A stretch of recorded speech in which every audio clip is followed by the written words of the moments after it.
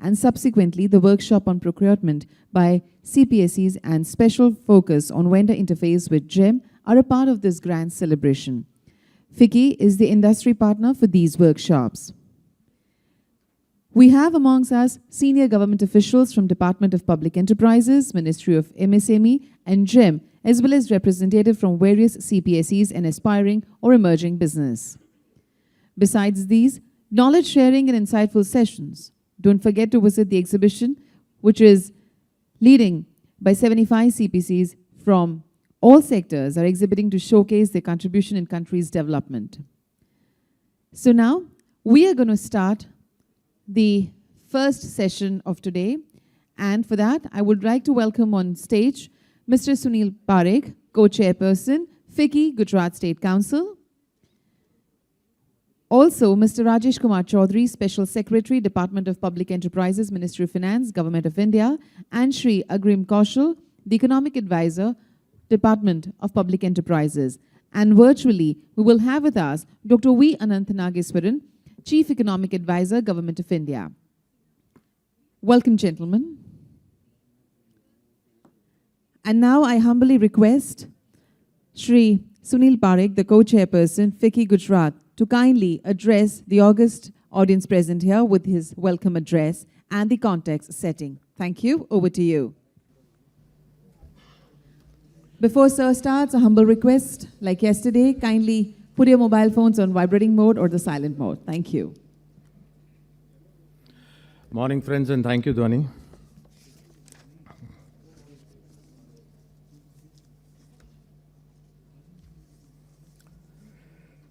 Mr. Rajesh Kumar Chaudhary, Special Secretary, Department of Public Enterprises, Ministry of Finance, Government of India. Dr. Nageswaran, whom I have always respected for his reflective and consistent views on the economy. And Shri Agrim Kaushal, Advisor, Department of Public Enterprises, Ministry of Finance, Government of India. Dr. Ishita Ganguly Tripathi, Additional Development Commissioner, Policy and PPP, Ministry of MSEs, Government of India. And Mr. P.K. Jha, Chief General Manager, Zonal Head, a good friend, personal friend, Central Zone of NSIC Limited. Senior officials from the Ministry of MSMEs and Department of Public Enterprises. Senior officials from the Central Public Sector Undertakings. Colleagues from industry, friends from the media, and the FICCI teams, Uma and Hemant from Delhi, and Pankaj and team from FICCI Gujarat. A very good morning and hearty welcome to all of you who have taken time out to join us here today in Gandhinagar for this extremely important workshop on procurement by CPSEs with special focus on vendor interface with MSEs, not MSMEs, but MSEs, which is being organized by the Department of Public Enterprises, Ministry of Finance, Government of India as a part of this mega event during the occasion of Azadi Ka Amrit Mahotsav celebration across the nation. FICCI has been entrusted for this workshop as industry partner. Excuse me, can you please maintain silence here? Thank you. Allow me to share that we are also accompanied by people in 5 cities today: Mumbai, Kolkata, Kochi, Chennai and Guwahati, where people have gathered to view this workshop live at the respective venues where FICCI state offices have made necessary arrangements in each of these places. I would also like to welcome all the participants who have joined in these cities through the channels. We also have a virtual audience who are watching us live on YouTube as well as on the Facebook page. So a pleasant morning and welcome to all those both present here and in the virtual mode. This celebration of Azadi Ka Amrit Mahotsav becomes very significant because we have all been through a tough phase of COVID outbreak which has disrupted the lives of all strata of the society, including industries. But I think now the worst is really behind us and we need to look forward to creating a bright and shining Atmanirbhar Bharat. We are celebrating 75 years of independence, and since 1947, India has completed a long journey in every aspect of development, and we would like to recall that CPSEs have played an important role in the history of development of our country. To showcase their contribution, an exhibition has also been organized in the exhibition hall, which I would urge all of you to visit before leaving today. And this will be on till June 12th. While CPSEs are contributing to nation building, MSEs have also been the backbone of Indian economy for many years, And without celebrating their contribution as well, this mega event would have been incomplete. I'm sure this was the thought behind doing this program by DPE. Hence, objective of this workshop is to bring CPSEs and MSMEs together and strengthen the relationship between them so both of them can contribute significantly to future nation building. Micro and small businesses play an important role in the economic development of the country and will also play an integral role of the journey towards the $5 trillion aim that we have for the national economy. Despite various challenges, including lack of resources, MSEs have showcased immense strength and resilience, especially during the COVID period. While MSEs are focused on achieving sustainable growth, Government of India has been proactive in terms of providing opportunity for business development. The definition of micro, small and medium industries is well known. The micro industry has an investment of less than 1 crore and a turnover of less than 5 crores. And the small industries is less than 10 crores of investment and less than 50 crores of turnover. And this is the category in the B2B area is what we are targeting today for B2B development and procurement from company to company. For MSMEs, it is an important dimension. When you do B2B business, you do not have to worry about product design and development. You do not have to worry about sales and marketing expenditures. And you have to focus directly on the technology and the production systems and quality systems in order to be able to deliver and be a reliable vendor. As compared to B2C products, where an MSME actually goes directly into the market and faces the uncertainty of not only technology, but also sales, marketing, and the vagaries of the market itself.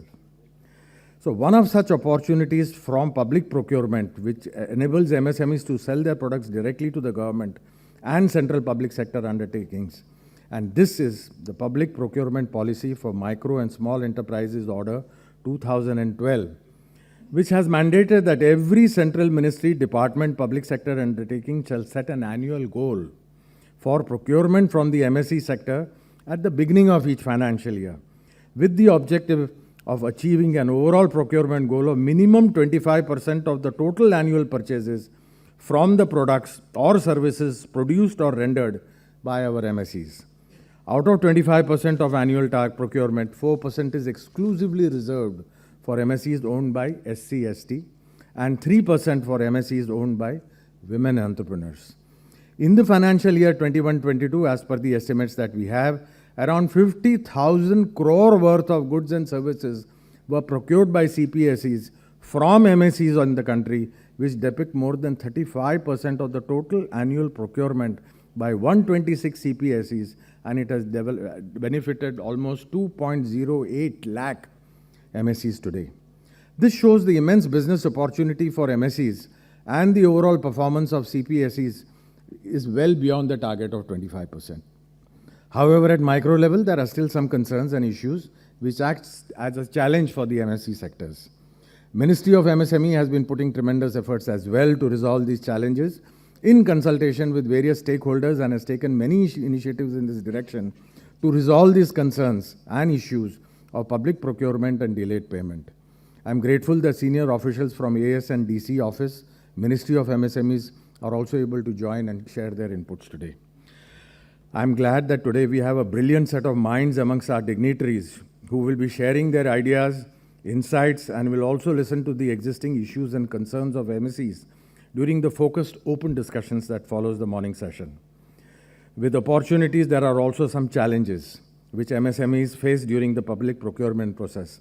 And therefore, DPE has organized this in such a way that we are able to hear 3 industrial experts who represent their own associations to hear both sides of the story in order to create some constructive criticism and to make sure that the pathway to the future is secure. I'm very happy that my friend Nalin Kohli is here with me, an illustrious veteran in this area. Also Prashant Patel and Tejas Mehta, my colleagues, who represent Gujarat and the Gujarat Chamber of Commerce. The Government of India has done a lot for MSMEs. The EODB, the ease of doing business, is a fact of life. The taxes for setting up new companies, the income tax, corporate tax is just 15% and is the most competitive tax regime in the whole of Asia, including South Asia, who have been our competitors for very long. It's a delightful address for new investments. And GST, friends, you will recall we were filing so many returns for so many taxes in the past, and the GST is now functional. All the kinds of the problems that we had, the glitches are now taken care of, and it is really doing well. In order to provide a competitive environment for a resource-scarce SMEs, you recall that we have schemes for MSMEs in the area of quality development, technology assimilation, financing, exports development, infrastructure, but a large number of ports and roads, electricity and gas connections are available. Industrial estates with plug-and-play facilities have now been made available. Internet and communication is available at beck and call. Schemes to support the intellectual property and its registration are also there. And there are special schemes for land banks and skilling, which have also been announced. Major schemes that have been announced, which actually help the entire industrial sector to develop, are the Gati Shakti project, the PLI scheme, and the PMG, the project monitoring group of 11 ministries or 10 ministries coming together, and new sectors of defense, aerospace, space, and the blue ocean economy have also opened up for MSMEs in a very big way. Yesterday, we heard the Prime Minister launching the new initiative to help space companies to develop and integrate very, very informally and formally using all the facilities in the space sector, which was a sector which was completely reserved for security reasons and strategic reasons by the government, is now made open also as well.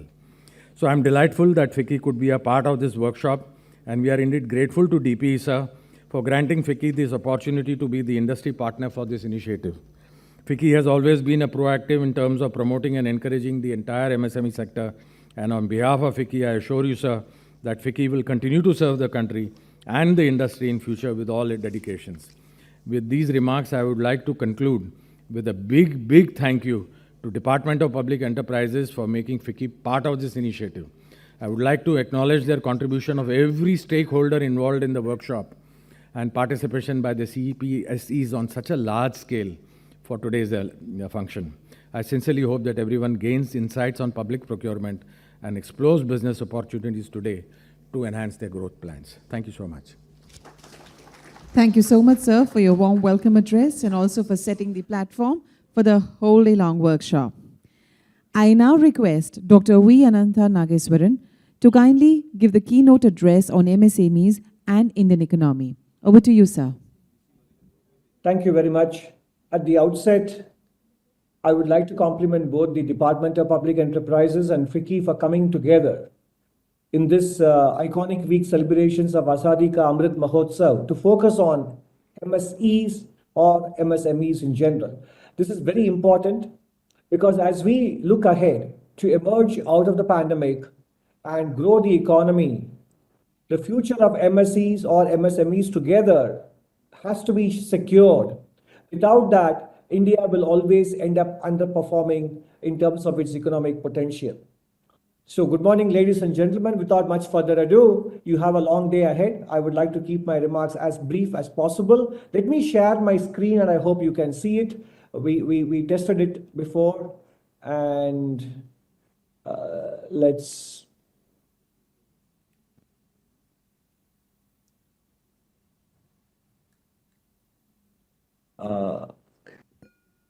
okay, I am struggling to locate.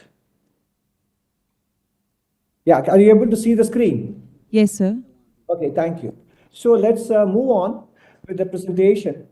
MSMEs are indeed key contributors for providing sustainable employment opportunities in semi-urban and rural India, as we heard also from the speaker. We have 63.4 million MSMEs as per the last count, employing 111 million workers, second largest employer after agriculture. Although 99% of MSMEs are micro and only about 17% of them are registered at the moment, and there is a lot of work to do here, and that is what will bring them into the ecosystem with public sector and private sector enterprises. They do contribute 30% to GDP and about 49% to exports based on official statistics. Women-led enterprises constitute 20%. The government has a very ambitious but worthwhile target of 50% of GDP for MSMEs to contribute, 75% of exports, while employing 150 million people, in line with the target to achieve $5 trillion nominal GDP size for India by 25-26 or 26-27. Access to finance, of course, is an important challenge faced by MSMEs, and I will come into that later. By and large, much effort has been made, including getting them onto receivables exchanges platform, trade receivables, etc. But I would like to share with you some more insights on this. The COVID-19, which hopefully is behind us, had a much bigger impact naturally because they have far too little buffer to absorb those shocks. And there has been some assessments conducted by National Small Industries Corporation and KVIC. The NSIC study showed that while 91% of MSMEs were operational, their liquidity and lack of new orders were key challenges. Among the MSMEs negatively affected, 57% had to shut down at least temporarily and 30% experienced declining production and revenue. And then a survey conducted by the Private Sector Global Alliance for Mass Entrepreneurship and LEAD at Kriya University put together, after the first COVID lockdown, over 70% of micro enterprises in India had cash reserves lasting only for 1 month or even less than that. And majority had to dip into their personal savings to stay afloat. Tamil Nadu accounts for 7.8% of India's MSMEs. And a survey conducted in May-June 2020 by the IIT found that 78% of MSMEs temporarily shut down due to pandemic, with 79% of them in the MSE category. And the survey also found that 74% of them incurred revenue loss of more than 80%. The biggest contribution from a policy perspective was made by the government in appointing the UK Sinha Committee, which came out with its report in 2019, and they highlighted the issue of delayed payments was a grave concern for MSEs. And they called out the lower bargaining power among smaller suppliers as the core driver for the persistence of the issue. I'm glad that I have an audience in front of me of both private sector and public sector. And we all need to reflect and think back on basically one of the oldest maxims or advice, do unto others what you would like to be done unto you, is something that medium to large enterprises must follow when it comes to MSEs. Delaying payments on the basis of creative excuses and using them as a source of our working capital are not going to contribute to growing the economic pie. We will still be competing for bigger share of the pie that would remain small.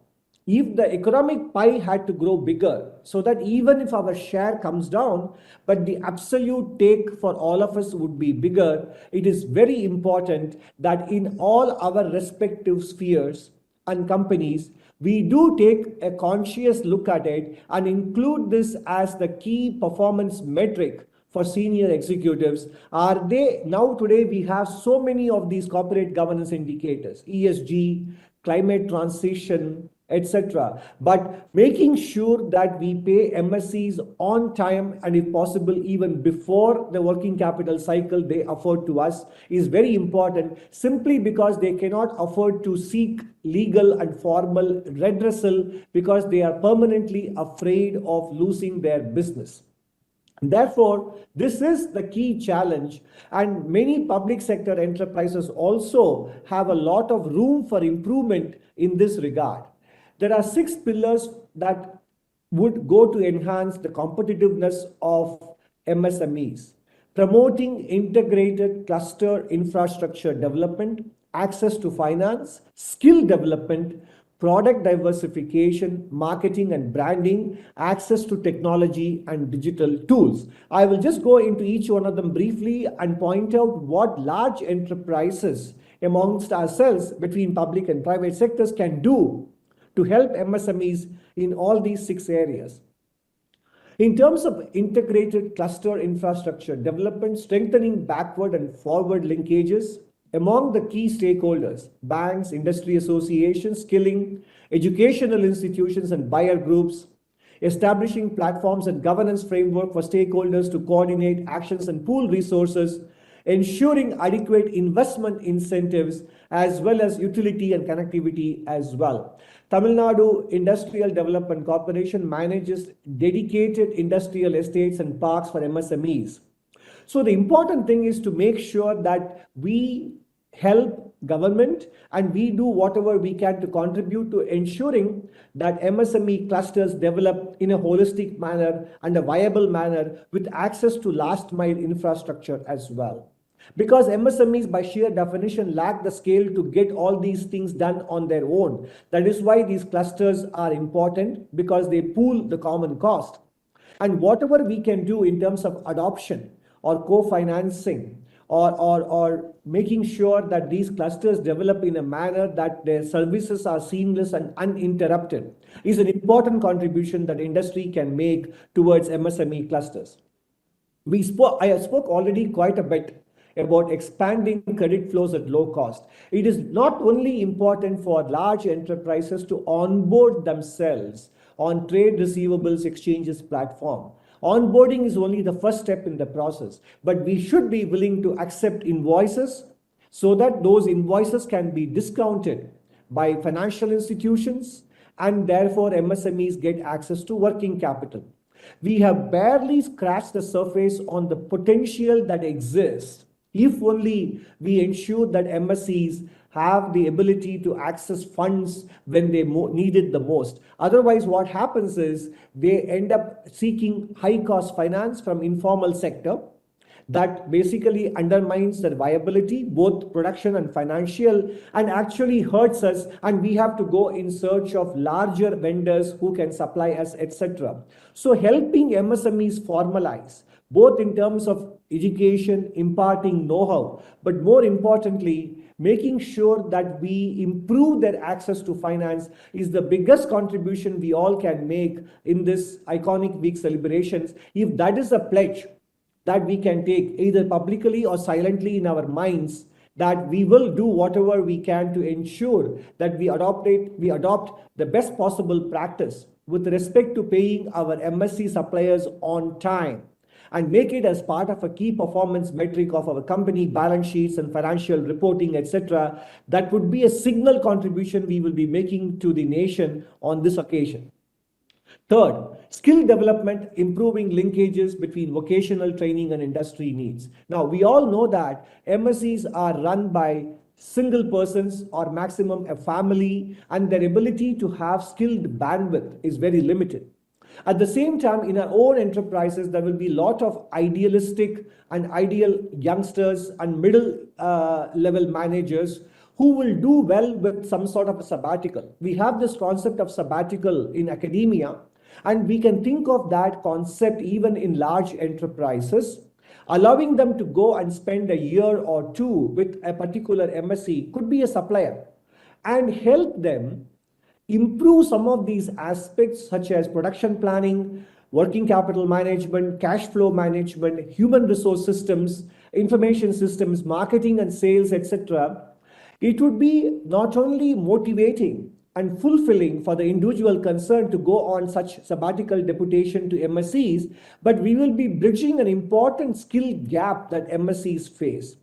The part of the problem is they don't have the bandwidth, and especially given that they have to comply with a lot of rules and regulations which are prescriptive rather than principle based, leaves them very little bandwidth to concentrate on business development and production planning aspects. So if we can make sure that large enterprises provide the missing skill link by creating programs to second people or depute people from our companies to MSMEs for a year or two, it will actually be an important contribution not only to our employees but also to MSEs. Fourthly, I would say product diversification. Again, MSEs lack the skills and sophistication to engage in new product design, to brainstorm, to understand the market sensitivity, etc. And here again, I would say the transfer of technical knowledge, the sharing of global practices or national practices with them so that they know how to respond to market sensitivities is something that large enterprises can contribute, because investing in product design is something that MSEs can ill afford to do individually. So that is why setting up such design centers and giving access to MSMEs to use them, and once again deputing our personnel to help in these tasks, would be a great contribution that PSEs and private sector enterprises can make. Marketing and branding is another aspect. While these things are happening due to cooperative marketing federations of MSEs doing their own bit, but once again, the talent and the resources available with the large enterprises is much bigger. So if they can collaborate with these cooperative marketing federations to help these MSEs now get onto digital platforms, for example, the Open Network Digital Commerce, which I wrote about together with Mr. Randran Nilekani in Mint on Tuesday, is going to revolutionize both consumer choices in India, and also is going to give a completely unimaginable, unprecedented access to small enterprises to tap national and international markets. But where do they have the skills to be able to participate in this? And this is where I think large enterprises can play a big role in helping MSEs with marketing and branding in terms of access to real-time and credible information data on regulations, quality standards. So industry associations and bodies can also play a big role in helping MSEs in these matters. Lastly, I would say access to technology and digital tools is another aspect where MSMEs completely lack the required sophistication and know-how to be able to keep themselves upgraded, keep themselves up to date in terms of scale. If they get access to technology, we will also enable them to grow out of their humble beginnings and scale up. India's problem is not that we lack entrepreneurship, but most of them operate on subsistence scale. They are not economically viable enterprises. Even if a small share of them can be enabled to grow out of their humble origins, then the economic contribution they will make will be extremely significant. The Japanese experience in innovations is something that is worthwhile, and I would not be going into complete details. What is happening is this a Japanese restaurant chain, Ikinari Steak, uses an innovative gamification approach. It not only offers charcoal grilled sizzling steak, but also a meat mileage program. Customers' steak consumption at the restaurants is recorded on a per gram basis. Their cumulative history is ranked and shared on website in terms of total consumption, monthly consumption, maximum number of grams consumed during one visit, and a marathon history over the long run. This database is linked to customers' membership status. Orders placed at the Ikinari restaurants are automatically registered online. When customers' steak orders pass a particular threshold, they receive a gold status, platinum, diamond, etc. Wow. We may be able to think of this aspect as something that is worth replicating in different dimensions. And these are all the kinds of information that MSMEs probably lack. And big industry associations and enterprises must do information sharing as well with MSEs as a way of helping them innovate. I will just share one last innovation. Japan Railways was worried about the amount of people crowding into escalators, creating potential for accidents. Nearly 800,000 passengers pass through the Shinjuku station every day. High risk of accidents. So what they did was they put a simple information on calorie consumed when climbing the stairs, calories burned rather. Calories consumed at 5-step intervals were posted alongside the calories contained in a glass of beer and slice of bread. This information appealed to health conscious passengers and increased their use of staircase. As a result, Japan Railways successfully provided the double benefit of a little exercise and shorter commuting times. MSEs do not have the bandwidth to think of all these things. Once again, large enterprises can play a big role. So I have identified 6 areas in which MSEs lack the requisite knowledge, know-how, and resources. And large enterprises can play a role in filling that gap. And more importantly, I would earnestly appeal to all of you assembled here to look at access to finance of MSEs and what you can do to improve that. Thank you very much. I wish the day's proceedings a lot of success and wishing you a happy celebrations of Azadi Ka Amrit Mahotsav. Back to you. Thank you so much, sir, for sharing your important inputs with us. It is indeed a pleasure. Yesterday, we got to hear from Sri Rajesh Kumar Chaudhary with regards to CSR virtually.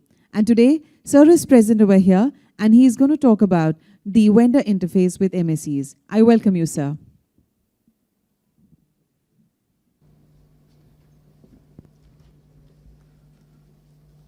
Dr. Nageswaran, Chief Economic Advisor, we are grateful that you joined us virtually and enlightened us on this subject. Mr. Sunil Parekh, Co-Chairperson for FICCI, Gujarat State Council, my colleague Agrim Kaushal from Department of Public Enterprises, my colleagues from Ministry of MSME, NSIC, associations of MSEs, and colleagues from the CPSEs and other distinguished guests present today. I'll be very brief and just like to touch upon some of the issues which I wish we are able to find solution to in today's workshop. I'll come to those issues in a while. First, I'd like to take you through some evolutionary process of the relation between this MSc promotion and Department of Public Enterprises. In fact, that would reflect the seriousness of this issue. I mean, how importance we impart to this particular aspect. I mean, there are no two opinions about this, that what MSc sector has been contributing to economy in terms of contribution to GDP as well as the employment. The numbers have been given by Dr. Nageswaran just now. So if we see the background, you see, after this order had come in 2012, probably I remember a 1 or 2 year period was given to reach up to the 20% stage that CPSEs have to procure about 20% of goods and services. I'm sorry? Okay, yeah. Big. So, after this order had come, a mandate was given to this department to take it through in respect of the public sector enterprises.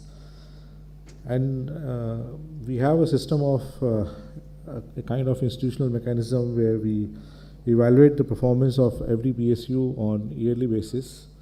And for that, the government signs an MOU with them. And that MOU plays a very important role in their performance evaluation, not only in terms of the performance-related remuneration, but also in grading of the executives. So just to reflect the seriousness of the government on this, the implementation of this order was included by us in the MOU part. So that is just one step.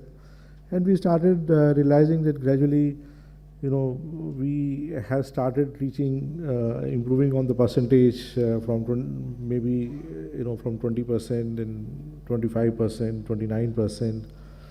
And as Mr. Parekh said in his morning address, last year it was around 50,000 crore which was procured from MSEs, and 35% you mentioned was the level of procurement. So this reflects the push which we have been giving. Dr. Nageswaran mentioned about one very important issue which I would like you to find solution. I will also give my suggestion on that. And I feel that for MSEs to survive, liquidity is a major concern. You know, there is nothing more important to you than the liquidity thing. We have been trying to push this when the trade portals came into being. Presently there are 3 portals. We started asking all the CPSEs that you must register on the trade portal. Also ask your MSE vendors to register on this. The same vendor should come on that portal on which you are registered, or that platform. And as a result, we succeeded in almost getting, you know, 195 or 195 CPSEs registered on the trade portal. But very recently, we learned that that is still not sufficient. Although we are registered, but still the transactions on the TED portals are not taking place. Because we were concerned and we are concerned on delaying in payments to the MSEs, because that is a liquidity issue there. We had been asking them to put bill tracking systems. Ministry of MSE had come with the Samazan Portal. In fact, we also follow that. And normally, I would say that the CPSEs, have shown some kind of semblance now in terms of timely payments. If I was just watching that portal, Samazan portal yesterday, out of 167 entities which have been shown on that, approximately there are just 10 entities, I don't want to name those, just around 10 which are responsible for 70% of the delayed payments. So they have their own serious concerns, and we have been pushing with them also. But still, that is not enough. We must give a lot of opportunity to the MSEs to discount their bills in case they want it even earlier than that. I have a contract of 45 days, but I want to discount even earlier and then go ahead with the payments. So the first issue which I want to flag for you people today is, I understand that in the MSME Act, there is a provision of 15 days payment to be made after the receipt of the goods and supplies. And if the payment is not made within 15 days, it is considered as a deemed acceptance. But somehow this deemed acceptance also doesn't work, because I spoke to one of the MDs of a trades platform, RIXL is probably is one of the platforms. The issue is that no financer will like to, take up that deemed acceptance for financing or discounting purpose, for the fear that tomorrow it may result into some kind of disputed payment. We learned that CPSEs are giving their consent in respect of acceptance of goods and services, but not on the portal. I mean, this is where the things are lacking. If we give it on the portal, then definitely if we give it on the platform, the MSE will have the opportunity to get the bill discounted in no time. And since it will be a clear-cut yes on the portal, I mean, if you have to reject, you say no. But once you do it clear-cut yes, it is of immense help to MSE to get this discounted. So that thought process, which at the moment going through our mind in Department of Public Enterprises, Mr. Nageswaran was mentioning that maybe in our mind, or today we take a pledge kind of thing. So we are just short of taking a pledge that we may insist on that the CPSEs should also give the acceptance on the platform directly within the 15 days, so that the MSEs are able to discount this. So this is one thing which, if there is any issues on this, you can reflect to us. We will like to listen to those. But this is definitely going through our mind, because we are very serious about supporting this MSE. And we should be, because now Government of India is insisting on Make in India program so much. So therefore, the next issue I would like to flag is that now I was just discussing with one of the representatives from an association of MSE. The next issue is now to change the mindset of buyer-vendor relationship. We must start doing some kind of partnership with them. If we have to ensure this Make in India has to go through, and also ensure that our supply chains are intact. In fact, some of the good CMDs and CPSEs have started doing this. I will again not name one. I was discussing with someone. He said that, sir, we have started, we were earlier doing a lot of import of certain things, but now we have started with the, setting up with the help of some MSEs, these establishments which can supply to us. We will be taking, all these technical skill impartment as well as the quality control part of it. in the initial years, so that we would be ensured that whatever is coming to us is not lacking in any quality. So that is the second thing I want to flag, that you must think of moving from this relation of buyer vendor relation to the partnership. How this can be included in the MSE order or the act itself.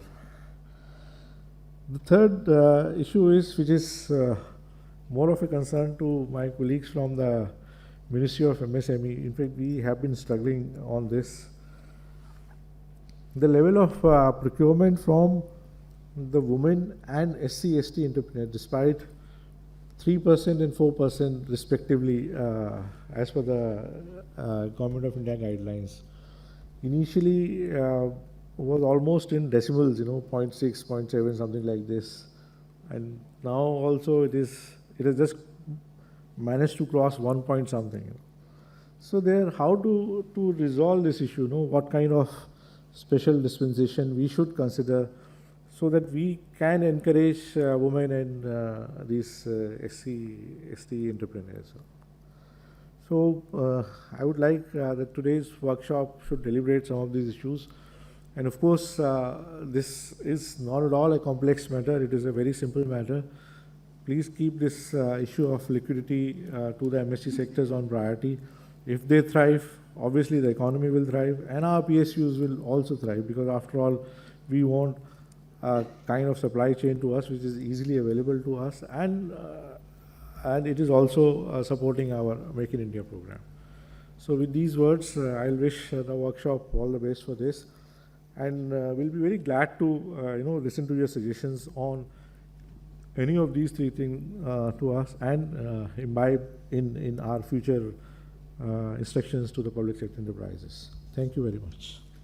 Thank you so much, sir, for sharing your valuable inputs. We appreciate them. And before we break for the tea and coffee, I request the esteemed dignitaries on the dais to kindly step forward for a group photograph. And can we have a big round of applause for all the sharing of inputs and valuable views from our august dignitaries?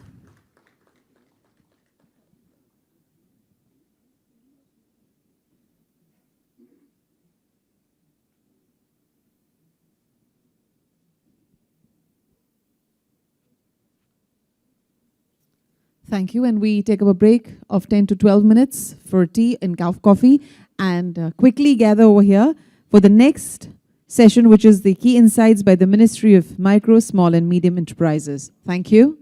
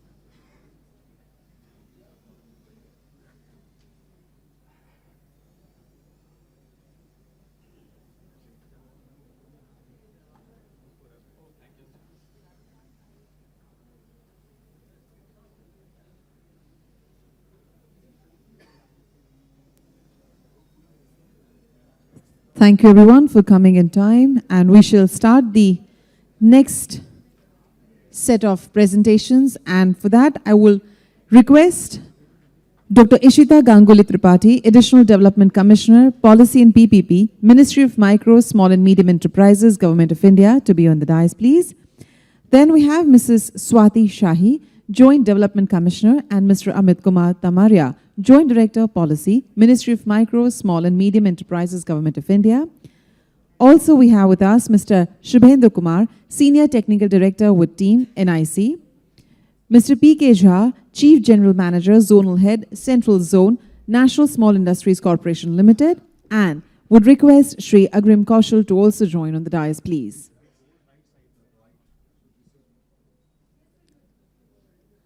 I humbly request each one of you to kindly put your mobile phones on the silent mode or the vibrating mode if you have switched it on. And Mr. Jainendra Narayan Singh, I have found your Aadhaar card. If you're here in the hall, I request you to kindly collect it from my desk. Thank you.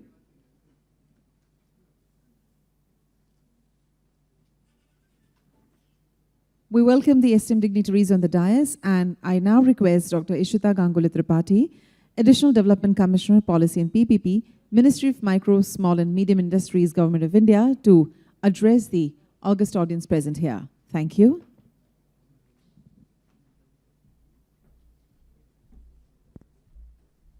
Is the Chief Economic Advisor online? Is he online right now? There are 5 states. Is the Chief Economic Advisor No, online? I don't think so. We'll just check. We'll just check. Can you check? He's not there. this? He's not there, ma'am. Not Yeah. there. Okay.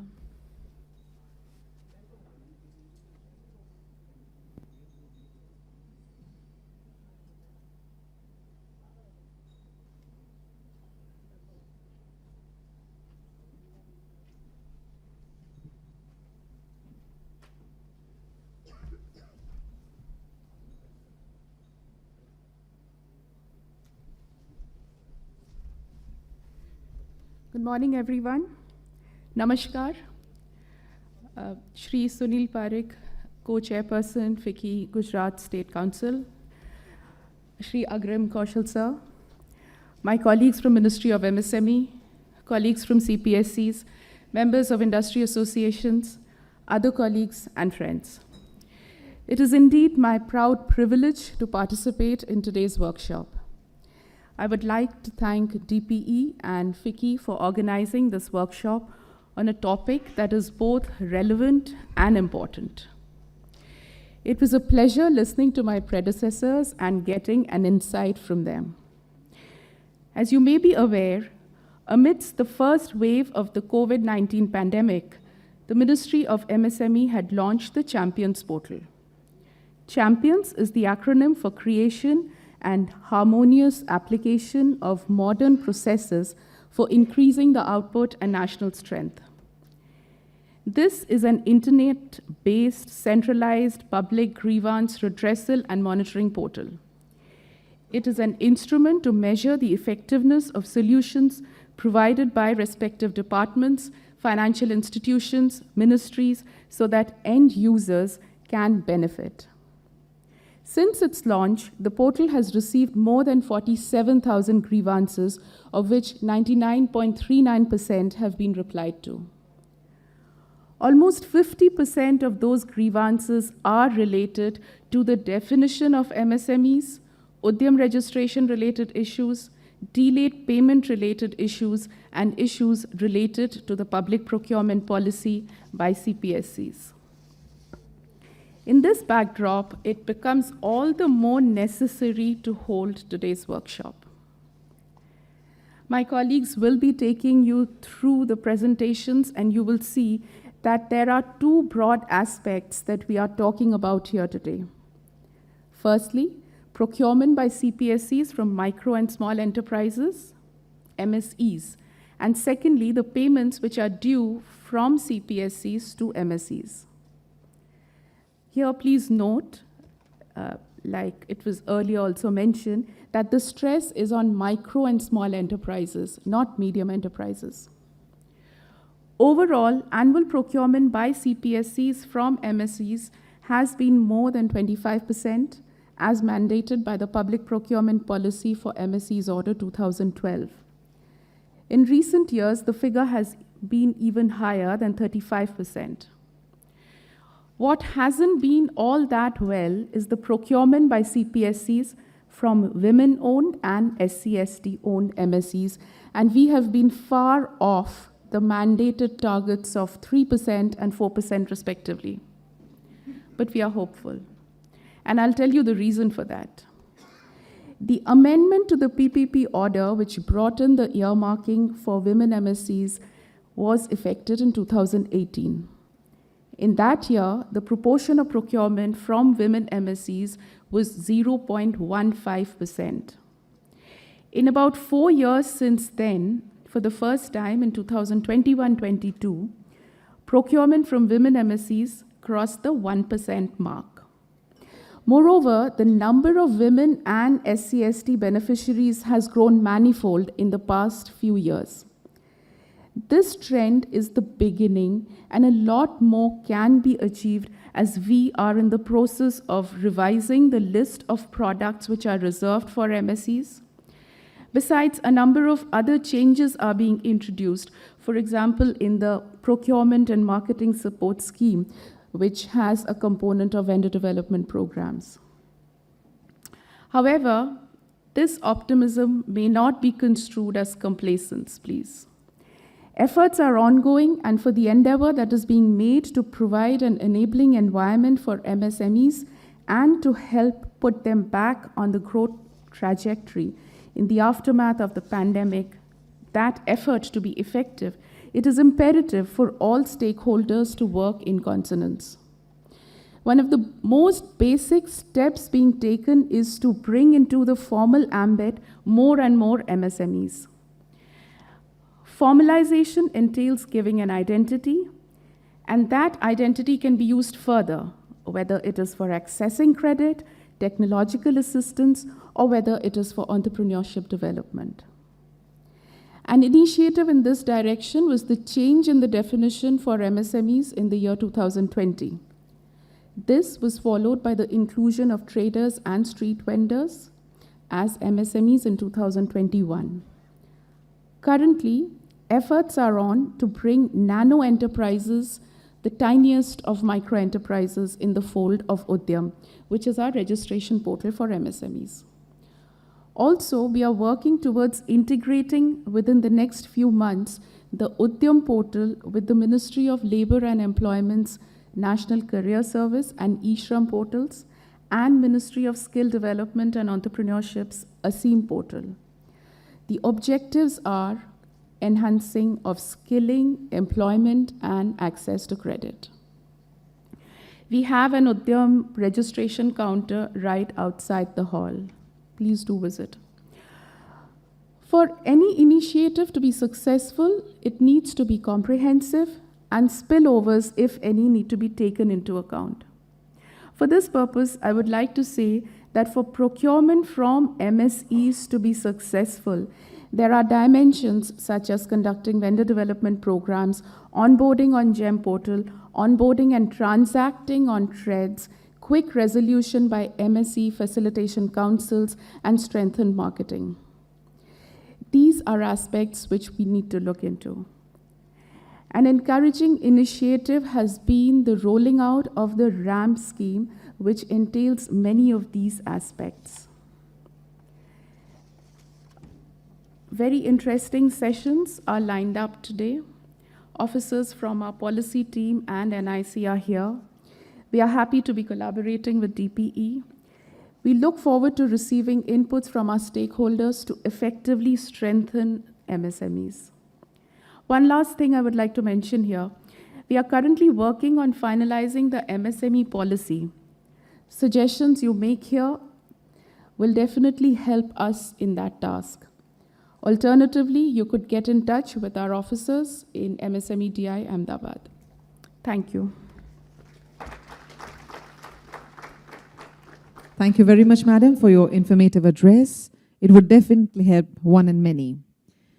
I would now request Mrs. Swati Shahi, Joint Development Commissioner, to talk about the public procurement policy for MSEs and delayed payments also. Over to you, ma'am.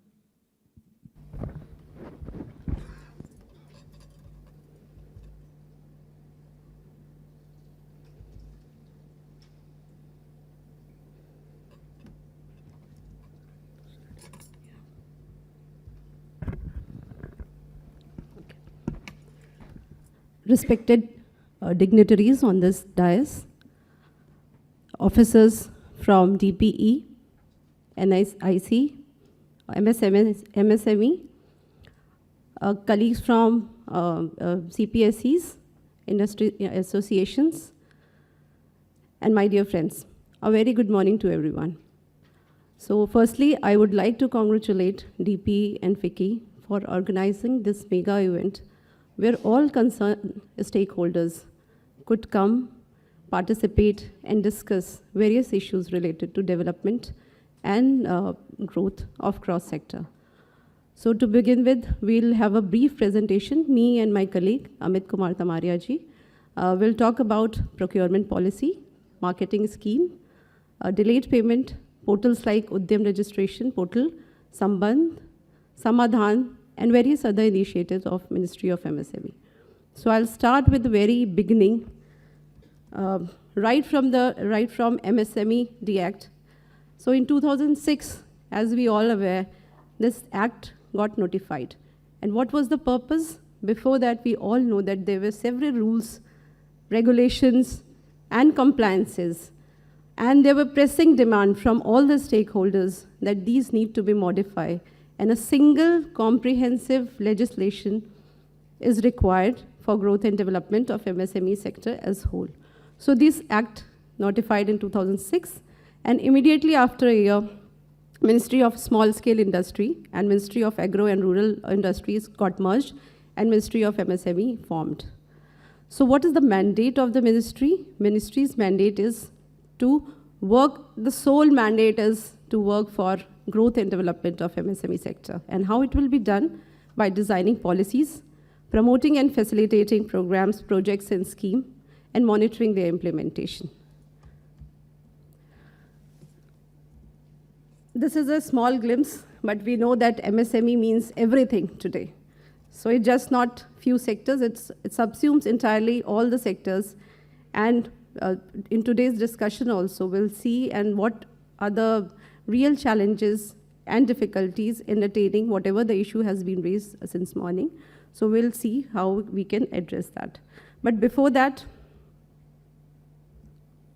I'll just briefly go through the definition of the MSME. Earlier it was based on just investment in power plant and machinery. Now it has been revised in 2020, and now the two criteria, that is investment and annual turnover. So micro, small, and medium. And also earlier it was between manufacturing and service sector, there was differentiation. Now it's same definition for both manufacturing and service sector. And that is investment less than 1 crore and annual turnover less than 5 crores, micro, small less than 10 crores and annual turnover less than 50 crores, and medium investment less than 50 crores and annual turnover less than 250 crores. So what is the vision of the ministry? Ministry vision is just, if we summarize, it's mainly two things, that making local MSME viable and more sustainable, and globally making them more competitive, and so that their presence can be felt. And how we are doing it? One, firstly, we are strengthening the existing MSMEs, and secondly, by creating or by promoting new enterprise development. And as we have seen in SS and Chief Advisor's presentation also, that 5 most criteria to promote MSME is firstly, and that we are doing also, firstly, that is credit assistance, then technology upgradation, thirdly, infrastructure and capacity building, fourthly, skill development and entrepreneurship development, and fifth, procurement marketing support. So MSME is having, running many schemes in order to fulfill all these commitments.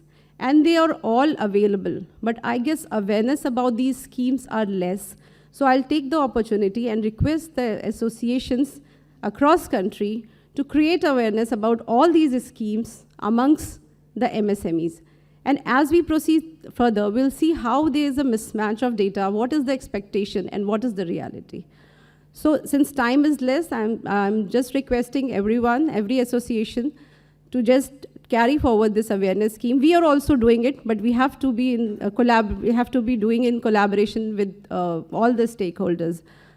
And ministries also implement Khadi and village and core industry. We are in the process of, and we have done actually, revamping and reviving these industries and making them more export-oriented, so that their presence could be felt not in India, but abroad also. So, first and foremost requirement to avail the scheme's benefit, which Ministry of MSME offers, is getting your Udyam registration done.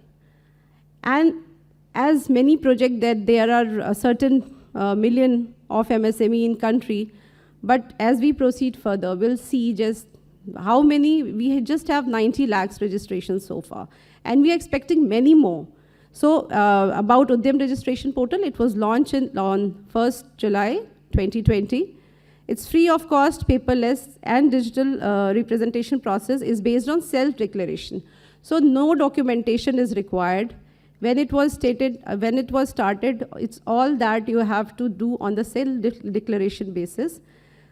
It's also linked with the CBDT and GSTN portal. So now we have a verified, authenticated data about your turnovers and export.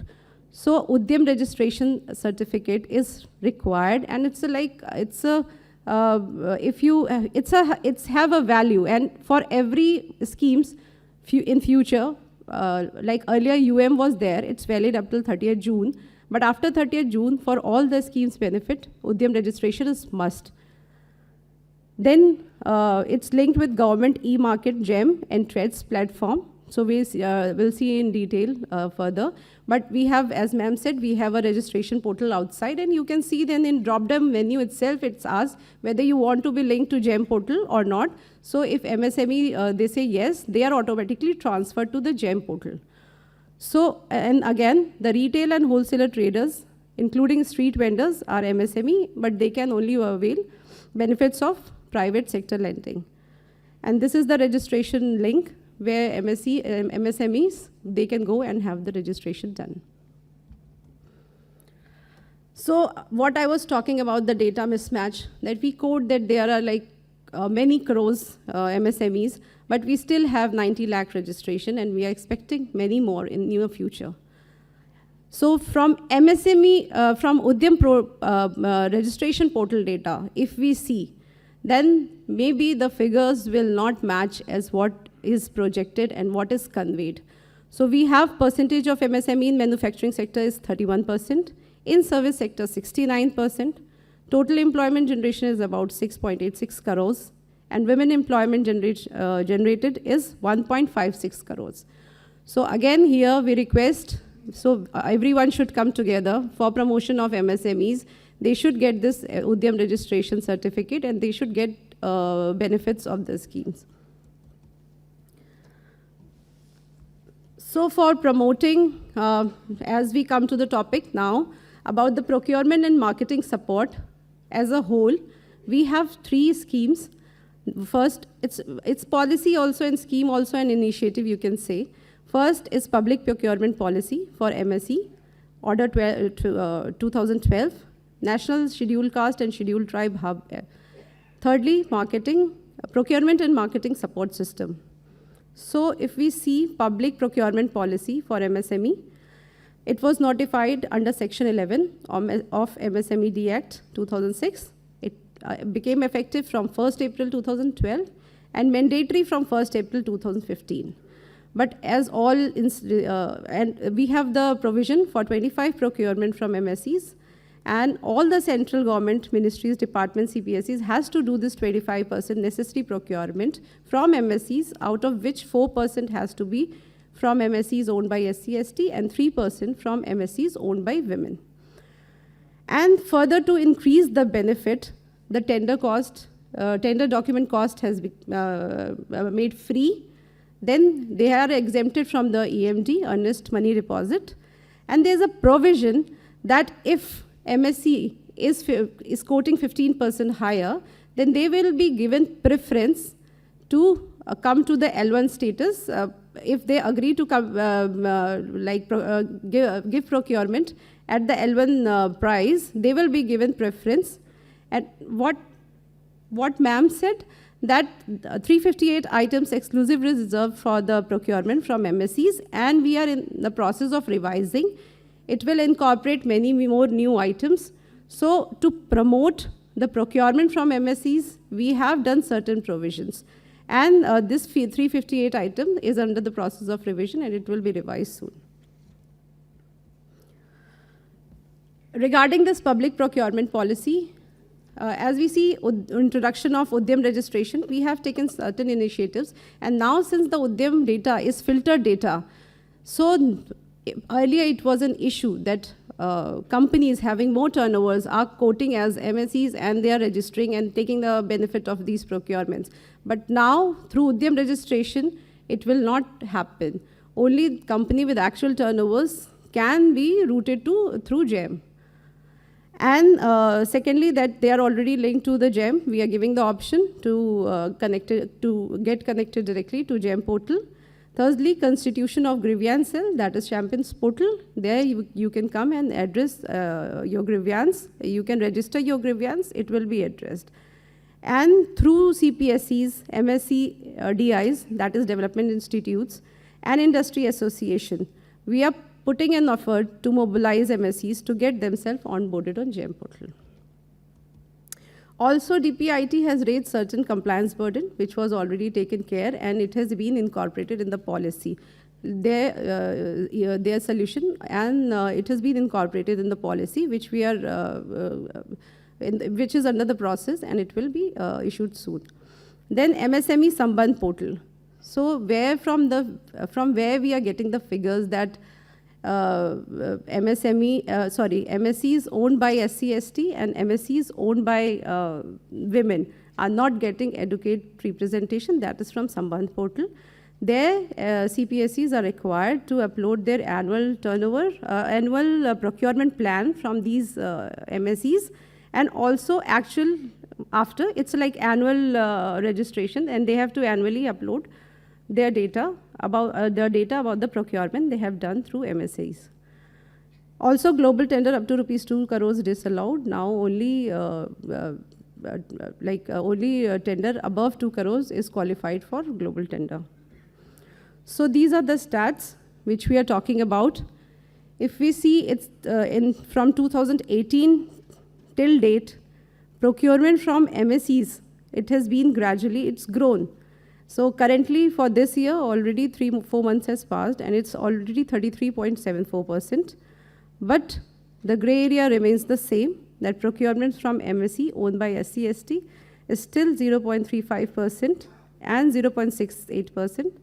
And in last year, it was 0.81 and 1.6 respectively.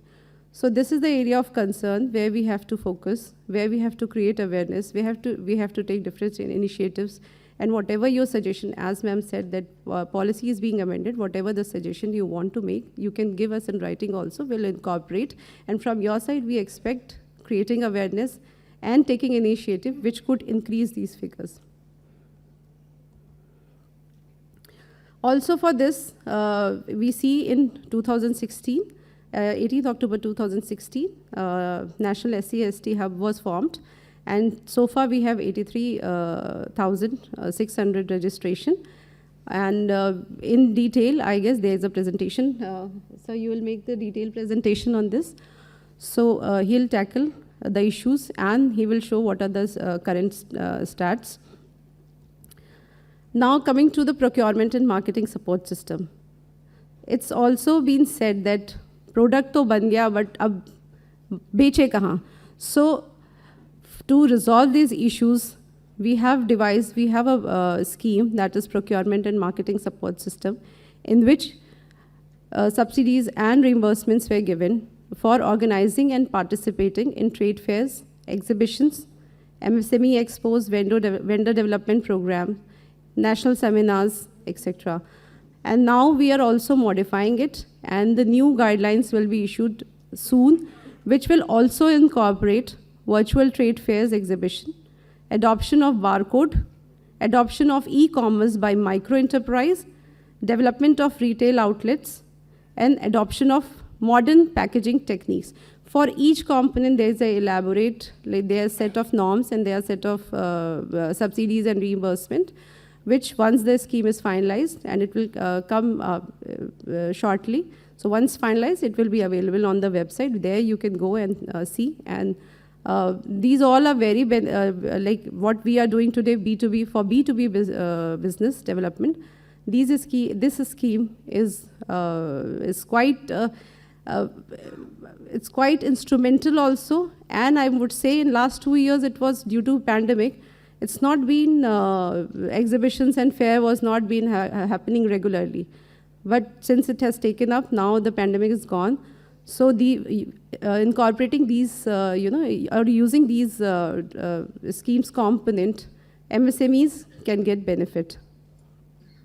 Now to talk about the RAMP and other initiatives of MSME Ministry, including delayed payment, Samazan Portal. I'll request my colleague Tamaria ji to come and take over. Thank you.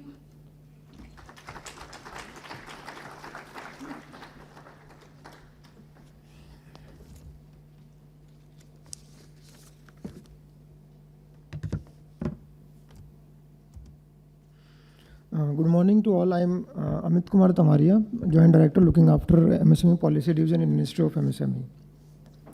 RAMP stands for Raising and Accelerating MSME Performance. So it is a World Bank assisted central sector scheme, and this scheme will complement the initiatives of Atmanirbhar Bharat mission. This will help MSME sector to become more competitive and efficient. This program aims at improving access to market and credit, addressing issues of delayed payments also. These are the 5 components of RAMP: central state partnership, market access to MSMEs, strengthen capabilities of MSMEs, and technology upgradation of MSMEs, access to finance, greener and gender. Now we come to delayed payments. Delayed payment is one of the major problems faced by the MSMEs. It is affecting their growth, disrupting the supply chains, and also denting our economy. Chapter 5 of the MSME Development Act 2006 is related to the delayed payments. Under this chapter, section 15 to 24 gives the provisions of delayed payments for micro small enterprises. Medium enterprises are excluded from these provisions.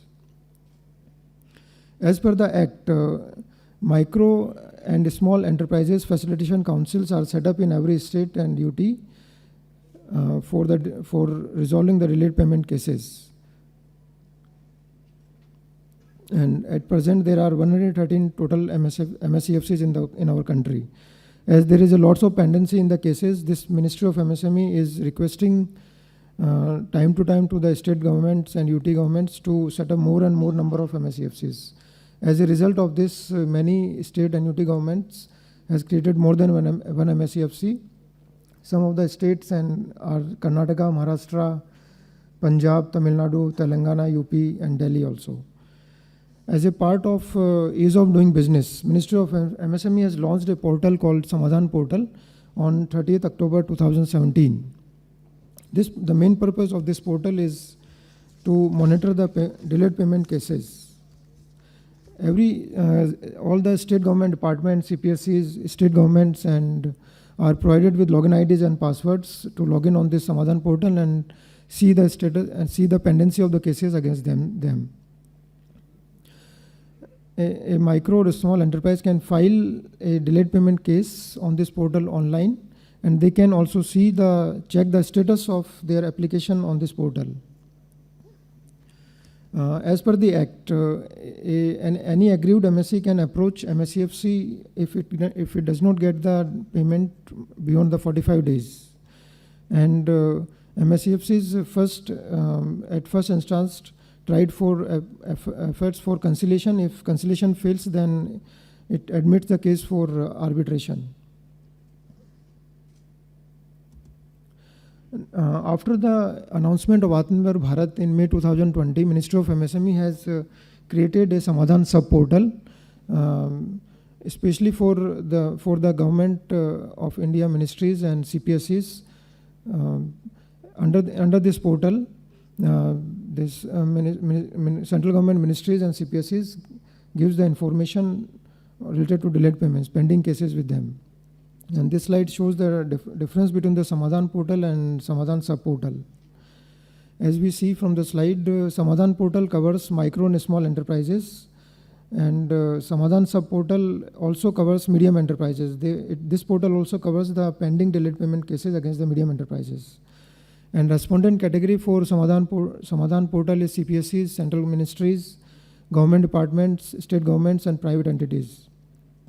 And for Samazan portal, respondent categories are CPSEs, central ministries, and government departments. But as per the statistics, Samazan portal as on date, 16,580 cases are solved, disposed of by the some MSEs. And at present, around 30,000 cases are currently under consideration by MSEs.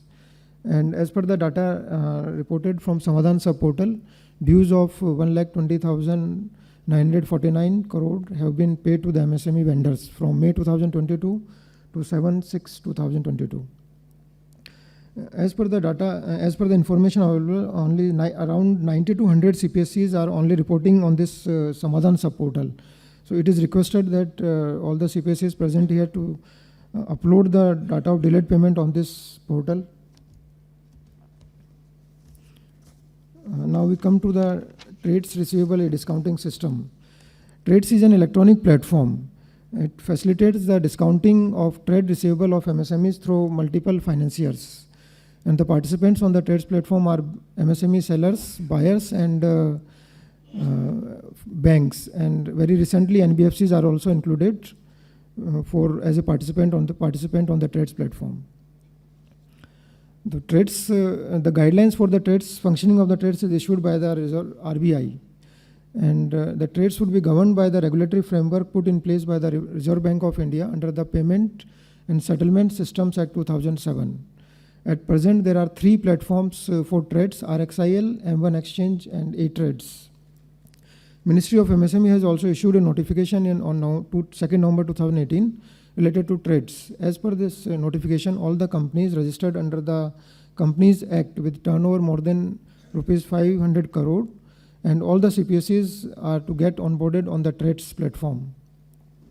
And as on date, the status of onboarding on the trades platform, around 1,673 companies are onboarded on the trades. And out of 257 operational CPSEs, only 195 CPSEs are on the trades platform, and around 3,903 MSMEs are onboarded on the trades platform. As per the information available, very few CPSEs are doing transactions on the trades platform. So it is requested all the CPSEs present here to do transactions on the trades platform as much as possible. This is a slide showing some of the recent initiatives in the pipeline of the Ministry of MSME. After the budget announcement of 2022-23, there is a process going on to link the Udyam portal with the eShram, NCS, and ASIM portals. This linkage of portals will facilitate the credit facilitation, skilling, and recruitment for MSMEs. And at present, Ministry of MSME is also trying to bring the informal sector of MSMEs to formal sector. In informal sector, MSMEs are very small enterprises. We can call them tiny enterprises or nano enterprises. They also do not have PAN with them. And as we know that for registration on Udyam portal, PAN is mandatory. So this ministry is trying to bring the MSMEs in informal sector in the formal sector. And Ministry of MSME is also in the process of formulating a national policy document for MSMEs. The initial draft of this policy is prepared by Indian Institute of Public Administration. At present, stakeholders consultation is going on to finalize the MSME policy document. And other initiatives of Ministry of MSME as revamping of CGT MSC, and through infusion of funds and extension and expansion of ECLGS scheme. And now its cover of ECLGS scheme is rupees 5 lakh crore at present. Thank you. Thank you so much, sir. Thank you, madam, for sharing all the valuable information to the august audience present over here, and also to the people who are live with us from 5 states and also on YouTube and Facebook. Thank you. And I now request Mr. Shubhendu Kumar, Senior Technical Director with Team NIC, to kindly showcase the demonstration working of Sambandh and Samazan portals. Over to you, sir. Yeah, thank you. Good morning, everybody. By now you have heard names of many portals: Samadhan, Sambandh, Champions, Udyam. So there must be somebody and some organization designing and maintaining that. So I represent that organization. I am from NIC, National Informatics Center, which is under Ministry of Electronics and IT, but we are attached with the Ministry of MSME. So since the topic covers, the focus is on the vendor thing, I will be taking through Sambandh and Samadhan portal. First, Sambandh portal, which deals with the public procurement policy, which is in our act, and the delayed payment, which is Samadhan. So I'm thankful to the visionary who had initiated this. Dr. Panda was secretary, then A.K. Sharma was secretary, and the present B.B. Swan sir.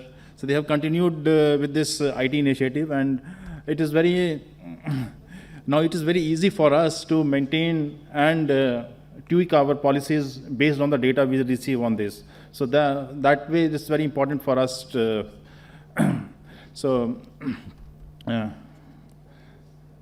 this is the home page of this. First I'm dealing with the public procurement portal, which we have named as Sambandh, which deals with the public procurement purchases, how it is done by CPSEs. So this is the home page, and we have a login and password for each of the MSMEs. I would request at the end of this session, or when we break for lunch and all, my team is there. When it was started in 2018, we had distributed user ID passwords, but many of officers might have changed by now. So my team is here, Ashwini and Vivek are here. Their contacts will also be displayed on a QR code. You can access them. So you can take the user ID passwords as of now itself. And because in one of the presentation you have seen that there are 257 functional CPSEs, but the data we are getting is only from 160 CPSEs. So there is always 100 more CPSEs which can get onto this, and that can really give the procurement to the MSMEs and the monitoring policy.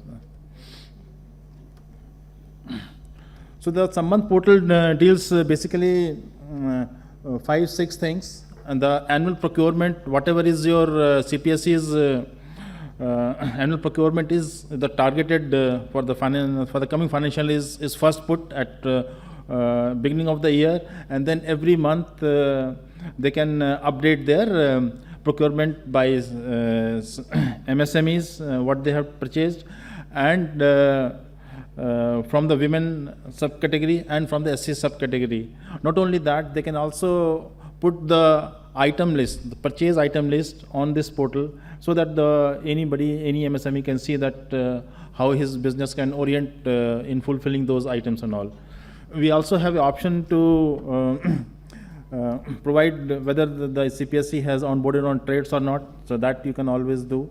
And the most important and the most good feature, I would say, is that there are many times where CPSE don't find that where to look for those women entrepreneurs or SC entrepreneurs. What we have done, that we have linked this portal of Samadhan with the Udyam registration, from where real-time data you can see which women in which sector is there owned by women, and the SC/ST owned MSMEs. I will show you some live also, but time is less, so I will quickly.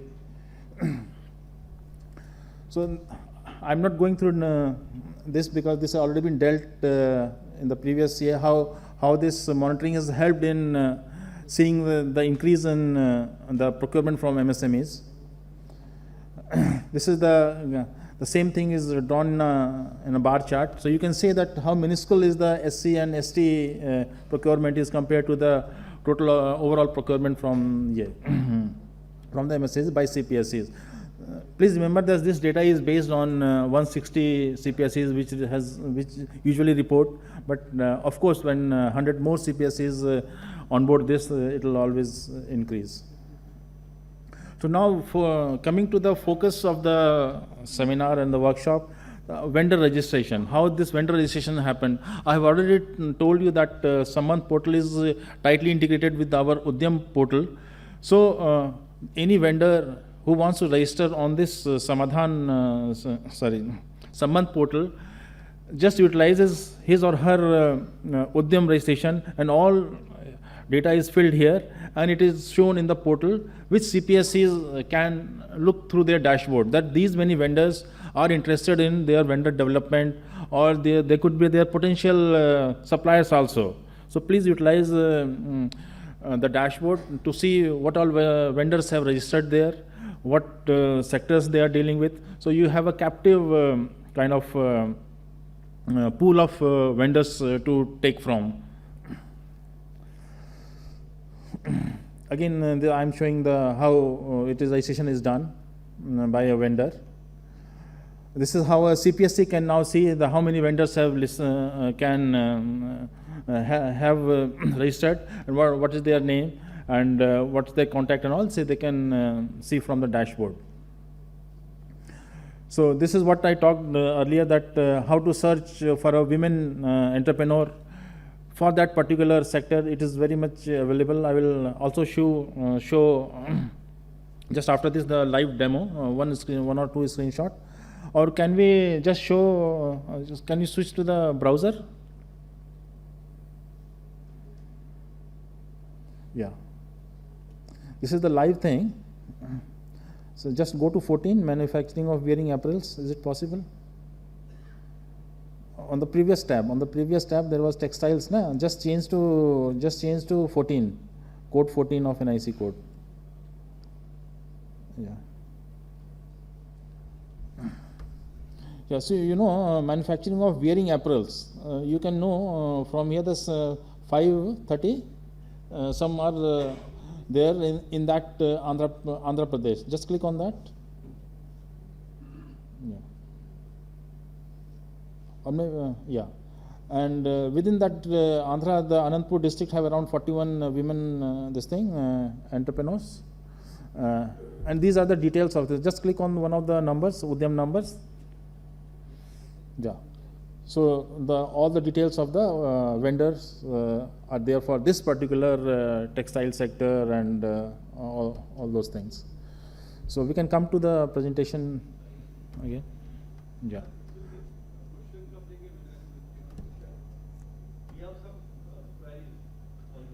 Yeah, we have a question answer session. Can we deal in that? I think it will be good because I have a very short time to finish that already. Almost 70-80% time has gone. I still have to cover a lot. Yeah. So similarly for SC/ST vendors, the features are there. Same process you can go through and know the SC/ST vendors. And this is the PSU login, which almost everybody is utilizing. But I again request that anybody who don't have the login ID password can take from my team, which are sitting right here.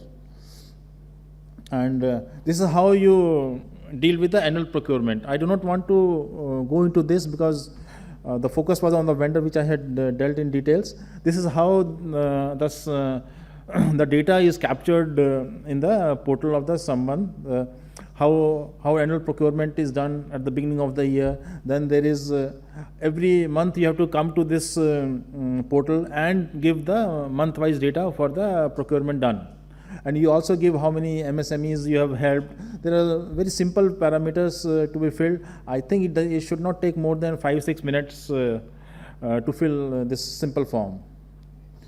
And also we capture in the portal, there is a field that CPSE should upload their items purchased. So I have just listed one of the item purchase which NTPC has uploaded.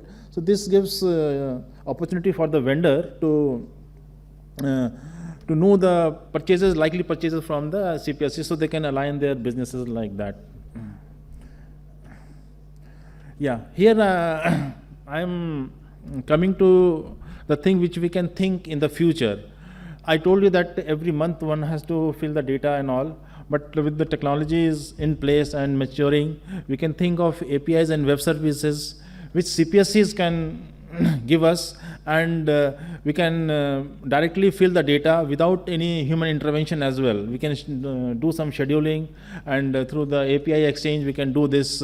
So monthly filling can also be automated. So I would request some of the CPSEs to work with me, and we can easily do that.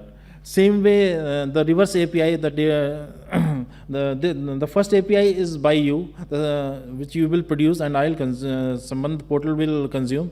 The other API, that's number 2, which you can consume. There is, I showed you that you always have a login dashboard and all, but you can always through your dashboard directly in your portal. Not only you do not come to Samazan Portal, in your portal, whatever portal you have of your company or of your CPSEs, you can consume all the vendor data there, whatever I showed you. So you did not even come to Samazan Portal. So that seamlessness can be thought of. So I also request that all CPSEs should have a vendor link there, because many of the MSMEs which comes to us in the ministry, they say that there is no how to go to the portal of the each CPSEs and do that. So maybe you can have a vendor link, vendor registration link on your portal also, and also for procurement of item. These 2 things, small simple things, can help MSMEs a lot on your portal.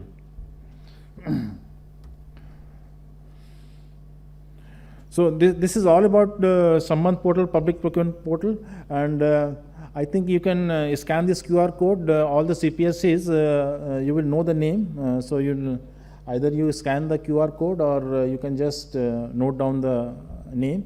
For anything on Samazan Portal, Mr. Vivek is there, address, email is there, or through QR code also you can know that.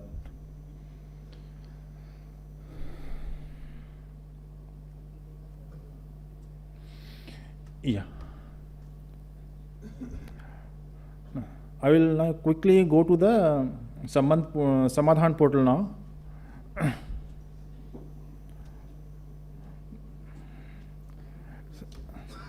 Samazan Portal, you know that it is not a vendor-oriented portal, but it does have a lot of features which it actually deals with the delayed payment.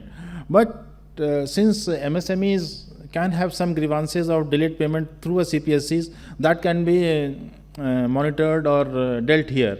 Means Samazan Portal, you know that is a platform where MSME uploads their grievances and applications for about delayed payment, and they can always choose which CPSEs this delayed payment belongs to. So all the CPSEs have login there. They can reply to that query,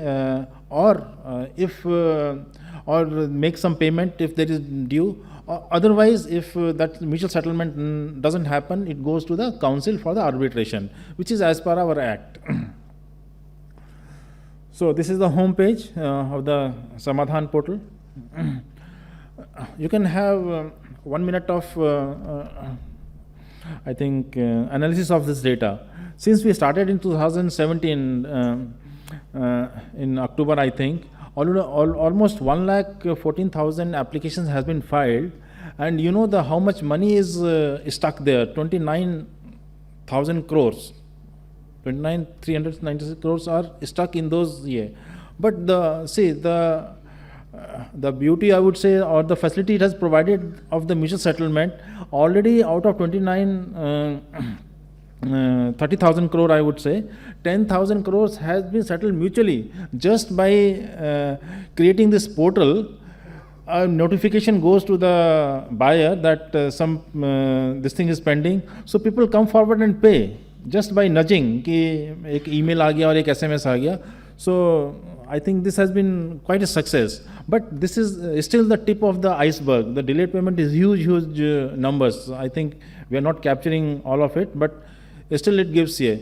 So I don't want to throw a lot of data, but it shows that this portal is working and this system is working, and CPSEs can utilize this portal to make their payments if it is so. But they can also say that if it is not so, that there is some quality issue, they can write to on that particular application which has been filed, and that can be taken care of by the council. So these are the features. Basically, there is features for entrepreneurs who have a delayed payment issue. There is a council which is MFC council. Each state now, with the effort of ministry and the policy division particularly, it was a state body earlier. Now it is going till the district level. Many states, I think 7-8 states have already done council at the district level also. So there are features for that, and there is a CPSE feature which you people can focus on this, that how you can respond to the applications or the cases which has been converted to that on this portal. So I will focus more on the CPSE's features. Can we go to the live portal and show? Yeah.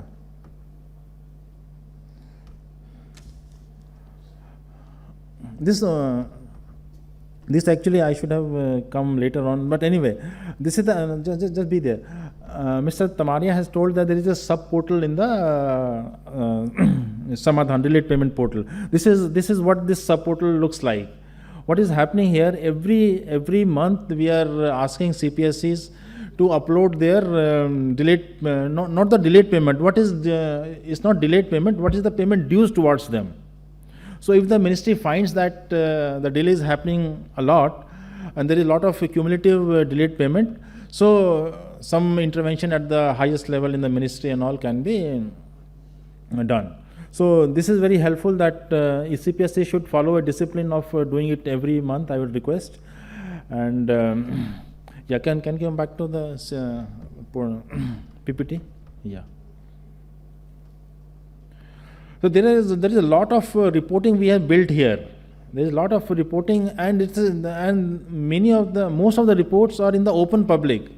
What I am showing here in the delayed payment, there is respondent category. There are 12 or 13 respondent categories: ministries, CPSEs, state government, state PSUs. From one MSME to another MSME, there are delays happening. That category is also there. So I will focus on the CPSC, central PSU category. See, from here one can know how much amount is due. So the head of these CPSCs can monitor this portal and probably nudge their department under them to make payments, something like that. Then again, you can this is drilled down. You can know what is the age of the delayed payment application, how much pending for 30 days, how much for 60 days, how much for more than a year. So many applications are there. This I showed you on the live portal, that how CPSEs can put their data so that we at the ministry at the level can see which CPSE is having more of a. So this is all about delayed payment and the sub portal about that. So that is all from my side. And just a moment. This is for the Samazan Portal, that you can take down this number. Actually, the same user ID password work for the portal. Same CPSE password will be common for Samazan and Samban. So if you take once, you can utilize both the portals.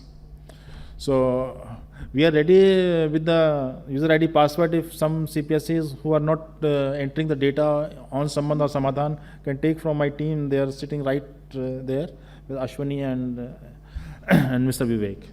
So that is all from my side. I think I would already exceeded the time. Thank you.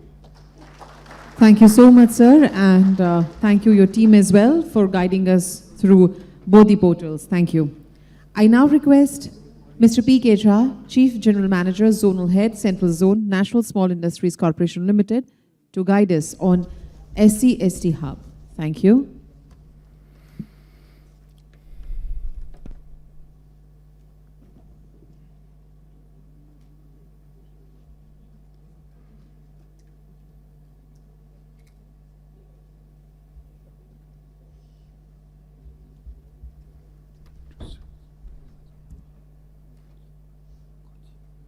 NSIG. So from the yeah.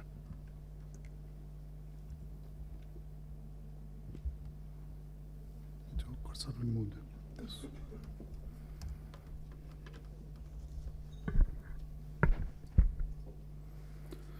Very good afternoon, the dignitaries on the dais. Dr. Ishita Ganguly Tripathi ji, Additional Development Commissioner Policy and PP, Ministry of Micro, Small and Medium Enterprises, Government of India. Mrs. Swati Shahi, Joint Development Commissioner, and Mr. Amit Kumar Tamaria, Joint Director Policy, Ministry of Micro, Small and Medium Enterprises, Government of India. And Mr. Suvendu Kumar, Senior Technical Director, NIC, with the team. Mr. Nalin Kohli ji, President, Association of Small and Medium Knowledge Industries, and my dear colleague, and Mr. Sunil Parikh, Co-Chairperson, FICCI, Gujarat State Council. And a big thank you all participants here, to be here with us on this day.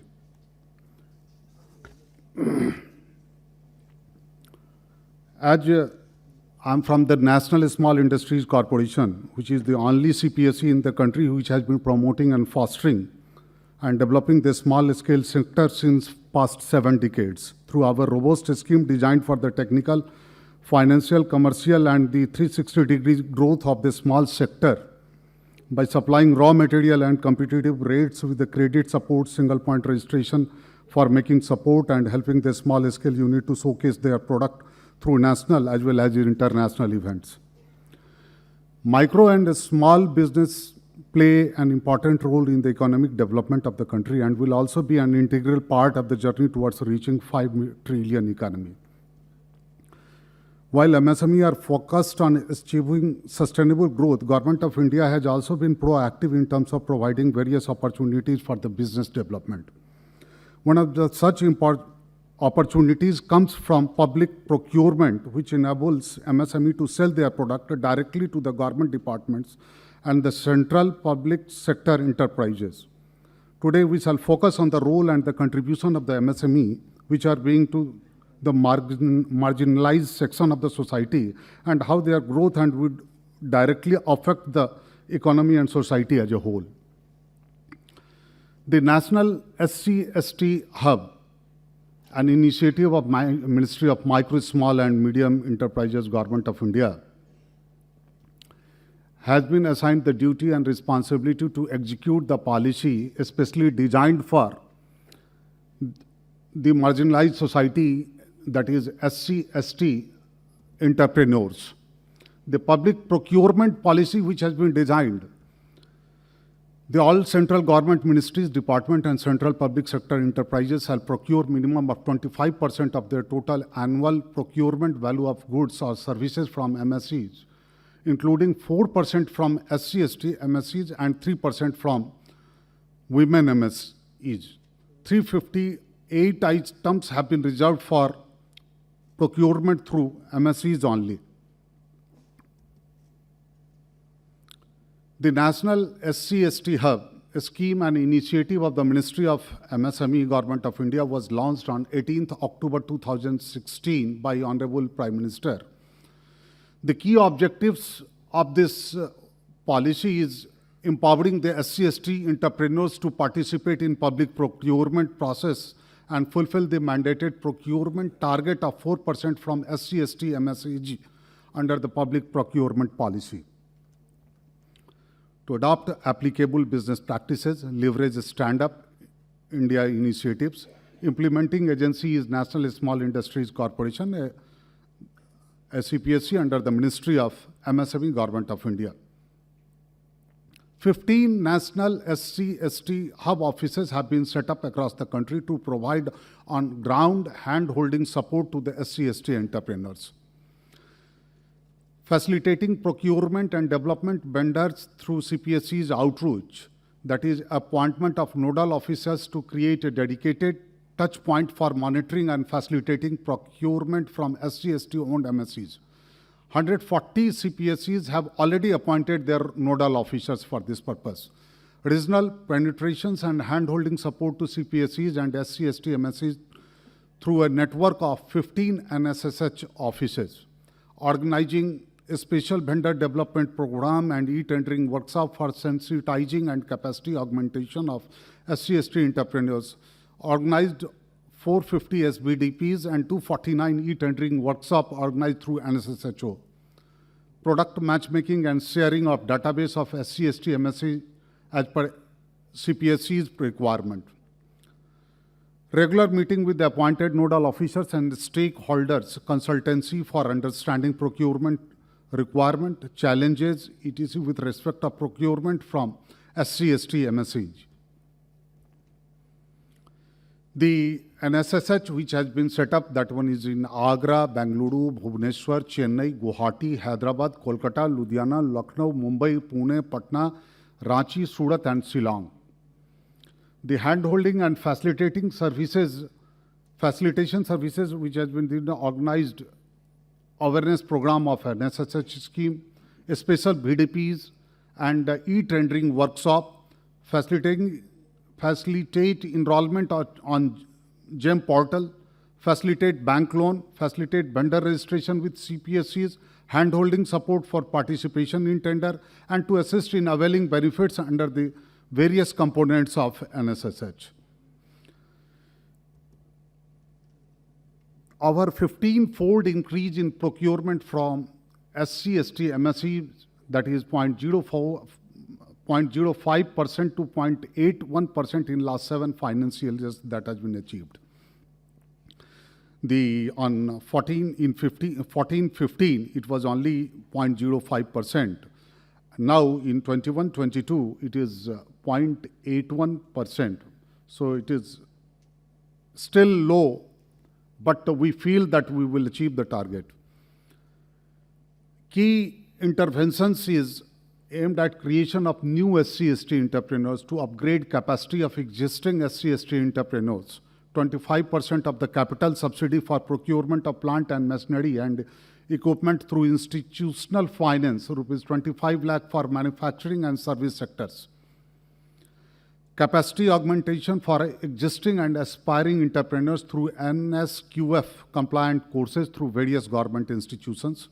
Entrepreneurs are provided toolkits on successful completion of trainings, assistance for participation in international and domestic exhibitions, trade fairs, physical and virtual mode, vendor development program, physical and virtual mode both, and 100% subsidy for registration under NSIC single point registration scheme. We do the reimbursement of 80% or 20,000, whichever is less, in a financial year on membership fee charged by the export promotion councils, reimbursement of 80% or rupees 1 lakh on testing charges, which is lower from NAVL accredited lab and license certificates fee from BIS in a financial year. Reimbursement of 80% or rupees 1 lakh, whichever is less, on bank loan processing fee. Financial assistance up to 80% or maximum of rupees 25% on the annual membership fee of government e-commerce portals. Reimbursement of 80% or 1 lakh, whichever is less, on performance bank guarantee charges. Reimbursement of 90% on training courses. So these are the facilities that NSSH is extending through their various schemes across the country. So far, in Gujarat, we have got the NSSH office at Surat, which is covering the 3 states and providing all the assistance. So that is all, and we do think that all the entrepreneurs, all the CPSE, if they have got certain problems in executing the scheme, so they should raise the questions. Thank you. Thank you. Thank you so much, sir, for sharing your presentation with us. We appreciate it. I now request all the esteemed dignitaries to kindly step forward for a group photograph. And thank you very much, each one of you, for sharing all the valuable information with the August Hall present over here. Indeed, it was an insightful session where we got the minutest detail regarding lots of portals and how to work upon it. Thank you so much.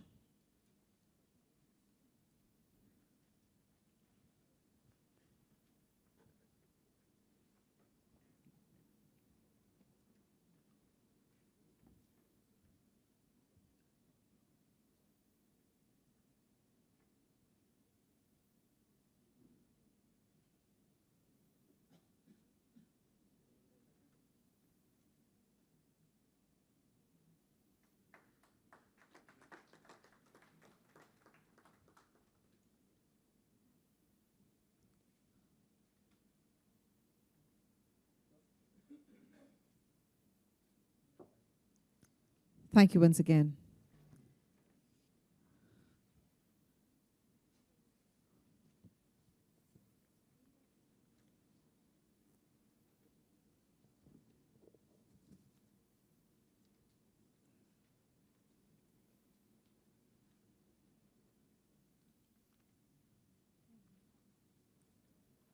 I request the esteemed dignitaries to kindly step from the dais. We'll have to request the next speakers. Thank you, everyone.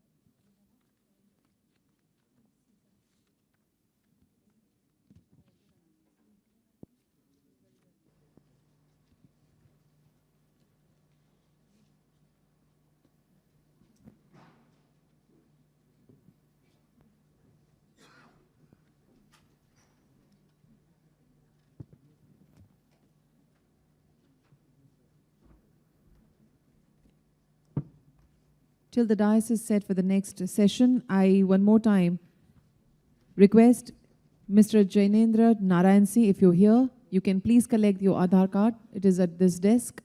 Thank you.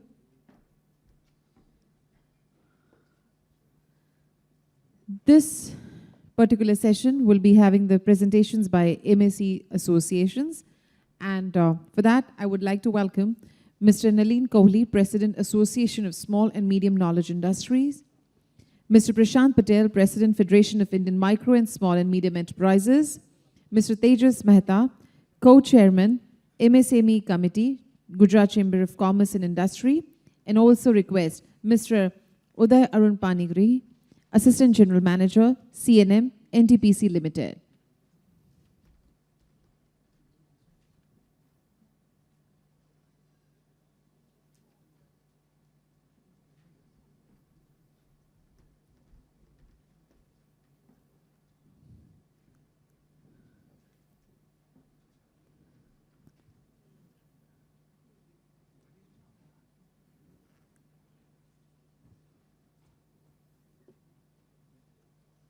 Thank you very much.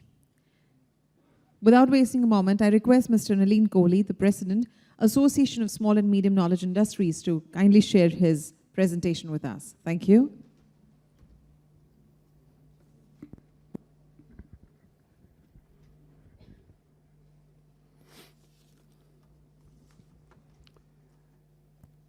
Mr. Sunil Parekh, Co-Chair FICCI Gujarat Committee. In absentia, Dr. Nageswaran, Chief Economic Advisor, Mr.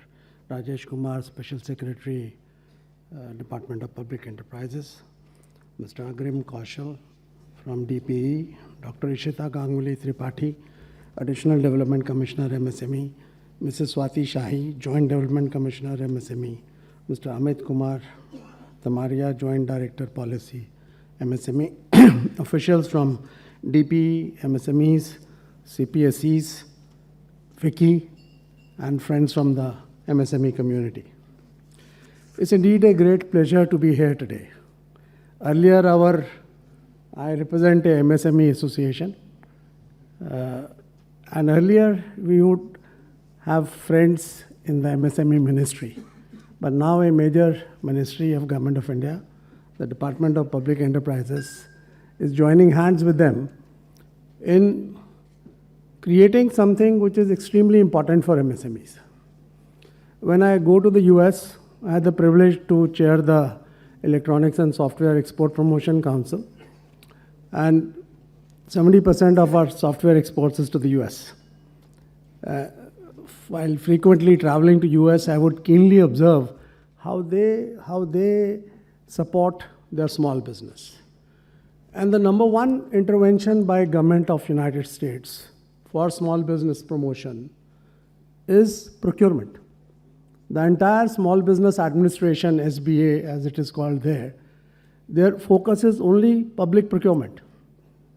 And as I've seen myself, you can give somebody some money for capital subsidy or a loan, but if that MSME does not have orders, it is a matter of time before it will die. So therefore, I think like that Chinese proverb, you give somebody fish, you give a meal, you teach them how to fish, you then give them a livelihood. So I think the key, the lifeline to MSMEs is the orders that they receive. And therefore, this particular seminar today is of great importance. And I'm grateful to both DPE and MSME Ministry for organizing this. I will pick up because I represent knowledge industries, although I have co-chaired the National MSME Council of CI and the SME Committee of SHM earlier.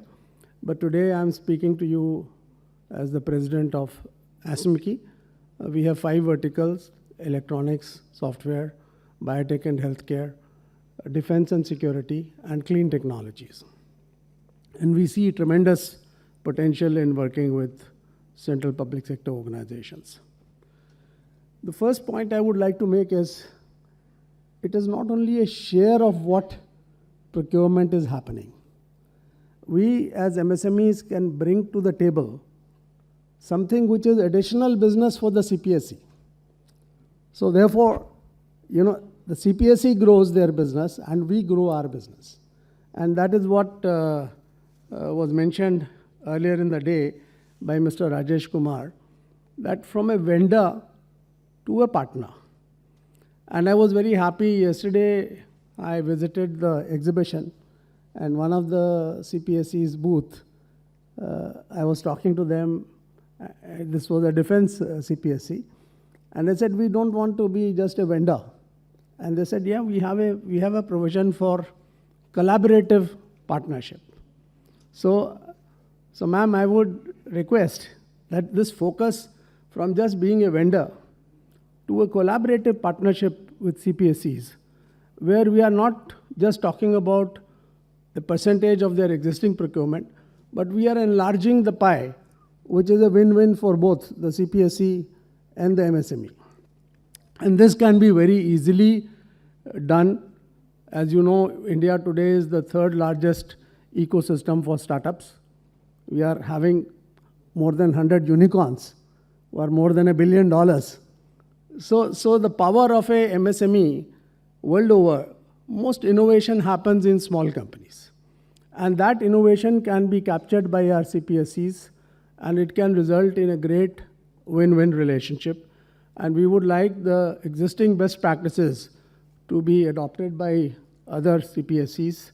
And we would also request that this program today sets the foundation for an institutional mechanism by which we can come together not only on fulfilling a quantitative criteria, but also on a qualitative basis. So ma'am, for example, IT industry in India is one of our success stories in the world, Indian IT industry. We do more than $160 billion of export. I found in your 358 items reserved for procurement, although the Act says services, there's not a single service there. So my request would be maybe 5 crores, maybe 10 crores, whatever you think is the right point, can be a great addition to that list on services. And many of our software companies are actually women-owned. So you will also have the advantage of fulfilling your women quota if we include that important service, which is India's strength. Ma'am, also, we find there are huge barriers. Your policies are extremely good. And if you leave it to CPSEs or government departments on their own to do it, some may voluntarily do it, some may not. So I really liked this, again, going to what the Special Secretary mentioned. They incorporated it in their MOU with the CPSEs. So wherever we take out the discretion, and I can give you a feedback, the trade scheme, you notified anybody more than 500 crores in private sector, has to be on the trade scheme. We find many are not. Now, if there is a mechanism by which you can, ask them that why you are not following this government order, then it would not be for the MSME to run around with a grievance. There could be something which happens at the ministry level, that if there is a policy, something which has already been provided for, it must get implemented. Ma'am, there are some good practices which are being followed within the government system. In the defense procurement, they came out with what they call Make 2. Now, Make 2 says that if any item is being procured by defense, imported by the Ministry of Defense or their public sector units, suo moto, any Indian company can approach them without waiting for a tender or a RFP. And if they offer that item, which is being currently imported by the country, they have a starting point by which they can participate in the procurement. So any CPSE who's importing something today, we would request a similar mechanism, what the Ministry of Defense is doing, should be adopted by them, so that we can suo moto tell them, you are importing this thing, the government wants it, Atmanirbhar Bharat, we can offer you this, please consider it. So I think that would be one more suggestion. Ma'am, world over, there is a third category other than trader and a manufacturer. Today, many small companies, they develop their own IP and get it manufactured from elsewhere. So the person who's answerable to the customer is the brand owner. For example, Apple phone is not manufactured by them. They get it manufactured, but the IP is with them. So even in Amazon platform in India, they have a third category called brand owner. They have manufacturer, trader, brand owner. So I would request for your consideration this important category, which will help the MSMEs who control the IP to also participate. They are not ordinary traders. They don't trade. They actually add a lot of value and they control the IP and the brand name. So I would request if you could kindly consider this. Ma'am, another thing which I think we had a speaker from NSIC. I had the privilege of being on their board earlier. This consortium approach in many of the government procurement, as I said, increase the size of the pie. Many of our CPSEs actually in turn do business for government ministries and departments. And that's again where we can add value, bring in some IP, bring in some special thing which is going to complement their bid. So that kind of consortium approach for CPSEs and their partner MSMEs to bid for government business would enlarge the pie and again bring in a win-win relationship. I know we are running late, so I won't take much more time. Thank you very much for a patient listening. Thanks again. Hello. Thank you so much, sir, for pinpointing the challenges and problems we're facing. I now request Mr. Prashant Patel, President, Federation of Indian Micro and Small and Medium Industries, to take over. Thank you. First of all, I would like to thank FICCI and Department of Public Enterprise to organize such a nice event. And I would also like to thank government presence here for sparing their valuable time.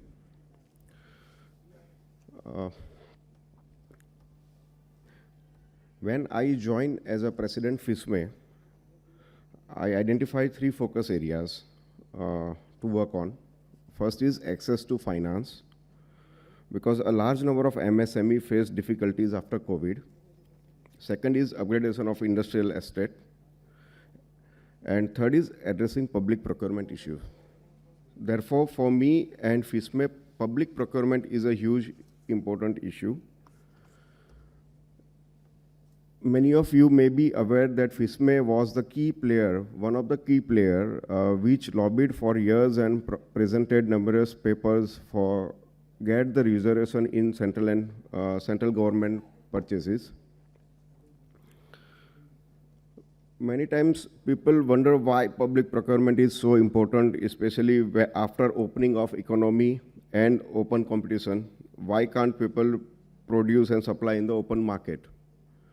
Firstly, the quantum of public procurement is very huge. In India, almost 1/3 of GDP, that is almost $1 trillion, is procured by government agencies at center, states, and municipalities. Second, there are many items that only government buys through utilities like power, water, etc., and in areas such as defense, railway, which are in government control only. Thirdly, government procurement also discharges an important social and economic function by allowing entry of new players. By giving them trial orders, only after gaining experience can they supply in the private market.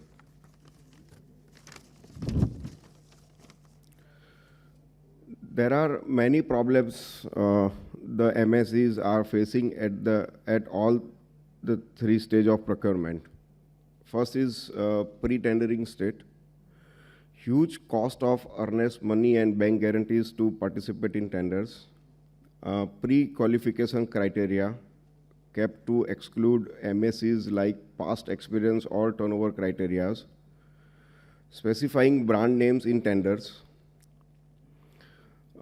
The surety insurance should immediately be allowed by IRDAI, as has been suggested by our FM, to replace bank guarantees and PGs with sureties. Second, tender stage. Tender documents don't have sufficient information to quote, but the pre-consultations are not held.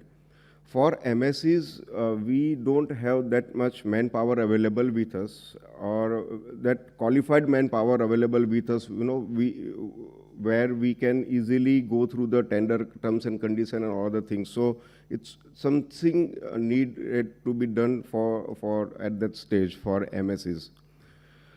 Non-consideration of purchase preference, there is, but that is suggestion. I request, ma'am, make it a compulsion for CPSEs to allow MSEs for L1 plus 15% criteria. A grievance redressal mechanism must be put in place to resolve such things during the tender stage itself. Because एक बार tender हो गया, एक बार वो job allot हो गया, उसके बाद उसमें जाना, फिर वो काम करना, और वो थोड़ा और ज़्यादा डिफिकल्ट हो जाता है. तो अगर वहीं पे अगर कुछ हो, ऐसा कोई मैकेनिज्म, एक्टिव मैकेनिज्म हो कि जो उसी टाइम पे वही स्टेज पे वो वर्क करे, तो that will be help to MSMEs. Then post tendering stage, मेरे पहले भी जितने भी स्पीकर्स थे उन सब ने भी बोला delayed payment is a major issue. And payments are routinely delayed, MSMEs are compelled to file cases in facilitation councils where even if they get the order in their favor, the order is, it will be executed lately. I have one suggestion here. When we do exports of our goods, we forward our documents bank to bank. So we forward our means we hand over our invoices to our bank. My bank forward the documents to customer's bank, and customer bank will make sure that on the due date, customer will pay the amount. So can we arrange such type of system in domestic market when we supply to CPSEs? So, we send our invoices to their bank, and their bank will make sure that payment will be made on time. So that will, help MSEs as well as ministries also. So, the cases which we've seen, the number of cases in thousands of cases we've seen. So I think if they don't have any issue with the quality and supply terms, then they have to make the payment. So, and obviously they have to, for the payment, they need to use bank. So ultimately bank will make this payment. So it will save time and all other things. Here I just would like to update one thing. We, as a Msme, we just signed an MOU with Icaro. There is a company called Icaro in Mumbai. So now we are coming up with a platform where we are going to provide all MSEs credit of rupees 25 lakh rupees of credit without collateral. Because when the payment got delayed, so not only the financial liquidities, but we have to pay government dues like GST or in income tax and all other things, salaries and all. So for that small time of period, we need some finance. But banks, they ask for collaterals. For micro level companies, it's difficult to provide collateral. So we are designing something so where they don't need to provide collateral and they can use this money for a short-term period. Then dispute resolution, arbitration and legal process, because of faulty process, disputes are routine. So there is no surprise that government is the biggest litigator in this, in the country. Departments are required use arbitration, which in itself has become more lengthy and costly than the legal process. So if we have some arrangement where, like this bank-to-bank arrangement or something, so the process time will be shorter and the dispute will also be, numbers will go down.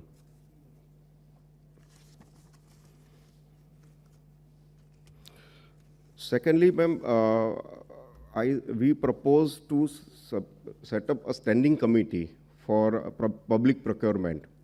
So, where we have 5 to 6 members, where from 3 different MSEs association will involve, 1 officials from the Department of Expenditure, and a representative from GEM portal, and a lawyer having exposure of MSME issues, and a senior officers from DC MSME may function as a member secretary.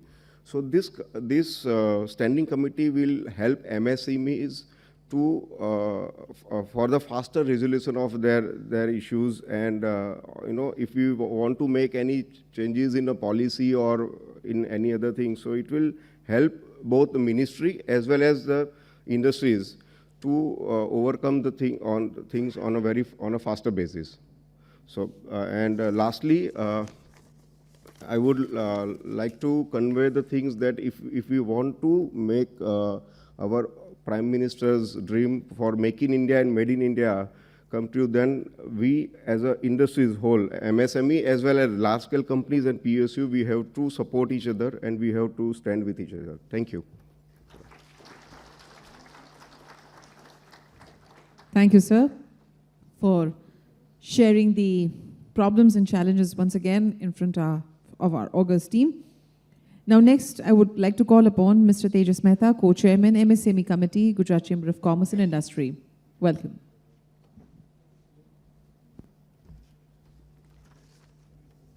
Good afternoon, everyone. Well, greetings from Gujarat Chamber of Commerce and Industry. And it's a really honored to be here on this very nice forum and interact about all this public procurement policy and the GEM portal. This 3 days event is going to be helpful for many Gujarat-based MSMEs to, understand about the public procurement policy and interact with their senior officers of different central PSU companies and understand how they can participate better in this process and help in the nation building.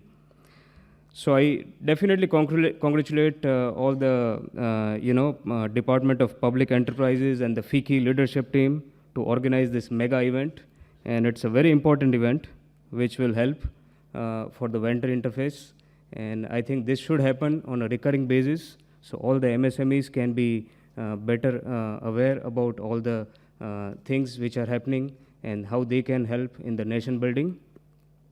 Well, Gujarat Chamber is one of the oldest Indian chamber, which was founded in 1949, and it's an apex advocacy body of Gujarat-based trade and industry to promote business growth in India. We have about 4,200 members directly, and indirectly it's about 2 lakh plus members. So it's a pretty big organization, and we are trying to link between the Gujarat industry and the government authorities. And through our well-researched program, policy research positions, we submit our suggestion to the government authorities to positively influence the policy making. And our mission is, of course, to grow the business, to transform Gujarat. And we have total 28 working committees like MSME, textile, labor, startup committee, and various other task forces to research the problems, the issues which industry is facing, and how the solution can be, find out in order to make, in order to strengthen the MSMEs, in order to strengthen the industry and trade. Our assistance to the members are through consultation, access to information, various seminar, workshop we plan, and other support services we also give to the non-members. And every time when we do different programs, we add new members, we add the awareness about the new upcoming things in the policy. And we have some help desk which are already in process at the GCCI, like one of the help desk is MSME. So whatever problems MSME is facing, we try to bring those issues to the relevant authorities. We also have defense help desk, which was recently launched. And through that, we try to connect MSME with the different defense PSU companies. We also organized one of the event where our 16 different defense PSU companies were exhibited their products online. They also showcased what they are looking for from the MSMEs. And after that, we had a follow-up visit to some of the companies in Kanpur and Jabalpur, where we in person saw the products and services they need from different MSME companies. Also, we organized some of the technology transfer programs. We also launched a technology transfer platform at GCCI, where we try to communicate, where we try to bring together the indigenous technologies developed by different PSU companies, different institutes of India, and we try to link them with the MSE companies so they can upgrade themselves and try to be updated with the latest and greatest whatever is going in the technology, and try to help cater to the market as required. Now, as far as different suggestions are concerned, I think my earlier speakers have already submitted very valuable inputs. I would like to add few. Like still today, we get input from our different MSME companies that there are tender fees which are charged to them, there are EMD fees which are charged to them, there are also turnover limits which should not be there, which supposed not to be there, but there are turnover limits like 200 crore and above. Companies can only quote some of the projects. But MSME companies are already capable of providing that products to the companies, but those limits are there, and because of that, they are not able to participate on these tenders. So some of these things should be addressed by the ministry. Also, bank guarantee issue is there. Many of the projects, they require up to 10% of bank guarantee. But I think as per the government mandate, only 3% should be required. So those are the things which should be looked into, and I think that will help to increase the confidence of MSMEs, and they can better serve the PSU companies. Now, GCCI is interested in doing two main things with all the PSUs, and one of them is vendor interface or vendor development program. So we'll be happy to conduct any vendor development program at our premises. We had done so earlier with Western Railway and the Indian Oil Corporation Limited. It was a very successful program. Many new channels of business has opened between the MSMEs and the government organization. And through that dialogue, through that interaction, MSME can gain more confidence in communicating with them, understand their requirement better. We also did some visit to Western Railway, where their stores were visited, where their warehouse and the requirements are showcased. And through that, companies, MSME, can gain more confidence that what products they can offer, how those qualities are required, and they can have much more confidence in bidding those tenders. So we are looking for that, as well as the second thing is the technology transfer, and that is being a very important thing to strengthen our MSME. We are looking for PSU companies to come up, and if they are having such technologies which can be transferred to the different MSME sector, I think that is going to useful to strengthen them for improving their production, improving their quality, and making them world class with our indigenous technology. We had done so with Institute of Plasma Research. We had been there, we seen the different technologies and understood how those can be adopted. And there are various grants, various subsidies available from the ministry that can help to avail that technology and implement within their premises. So MSME companies can be better be served for the national, nation building. Ultimately, I think in order to fulfill the goal of Atmanirbhar Bharat, Make in India, and to reach the 5 trillion economy, I think together we have to, interact more, do such seminar and workshop in more frequency, and I think then more MSME can be a part of this, nation building process, and will gain more confidence and will be able to serve the nation better. With this, I rest my words. Thank you very much for your kind attention. Jai Hind. Thank you, Mr. Tejas Mehta, for keeping it crisp and still letting us know how GCCI is progressing in various parts. I now request Mr. Udaya Arun Panigrahi to kindly present the best practices in public procurement.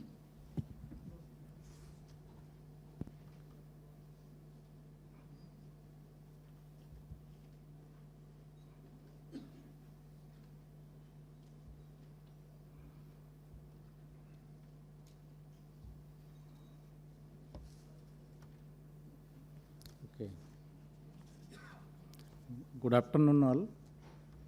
Esteemed senior officials and dignitaries from DP, ministries, NSIC, NIC, and office bearers of FICCI, Gujarat Chambers of Commerce and Industry, dignitaries from MSC associations, officials from various CPSEs, our valued MSc partners, ladies and gentlemen.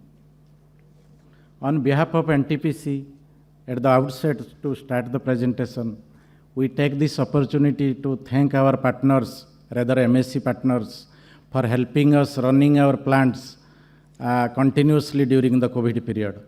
We are a power generating company. Power generation is one of the essential services, and power cannot be stored. It has to be generated continuously.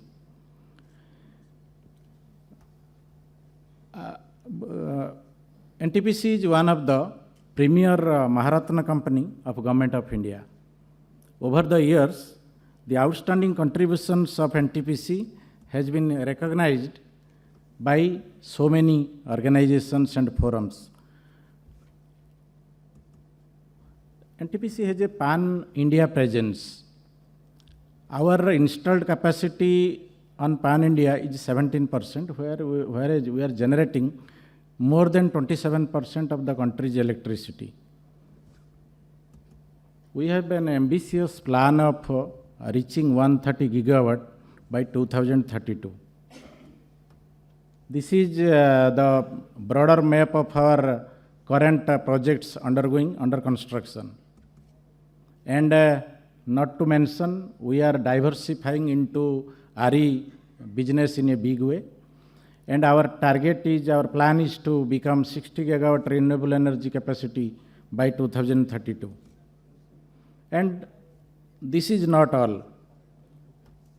We are into e-mobility, consultancy, and also coal mining, ash utilization, power trading, battery storage, etc.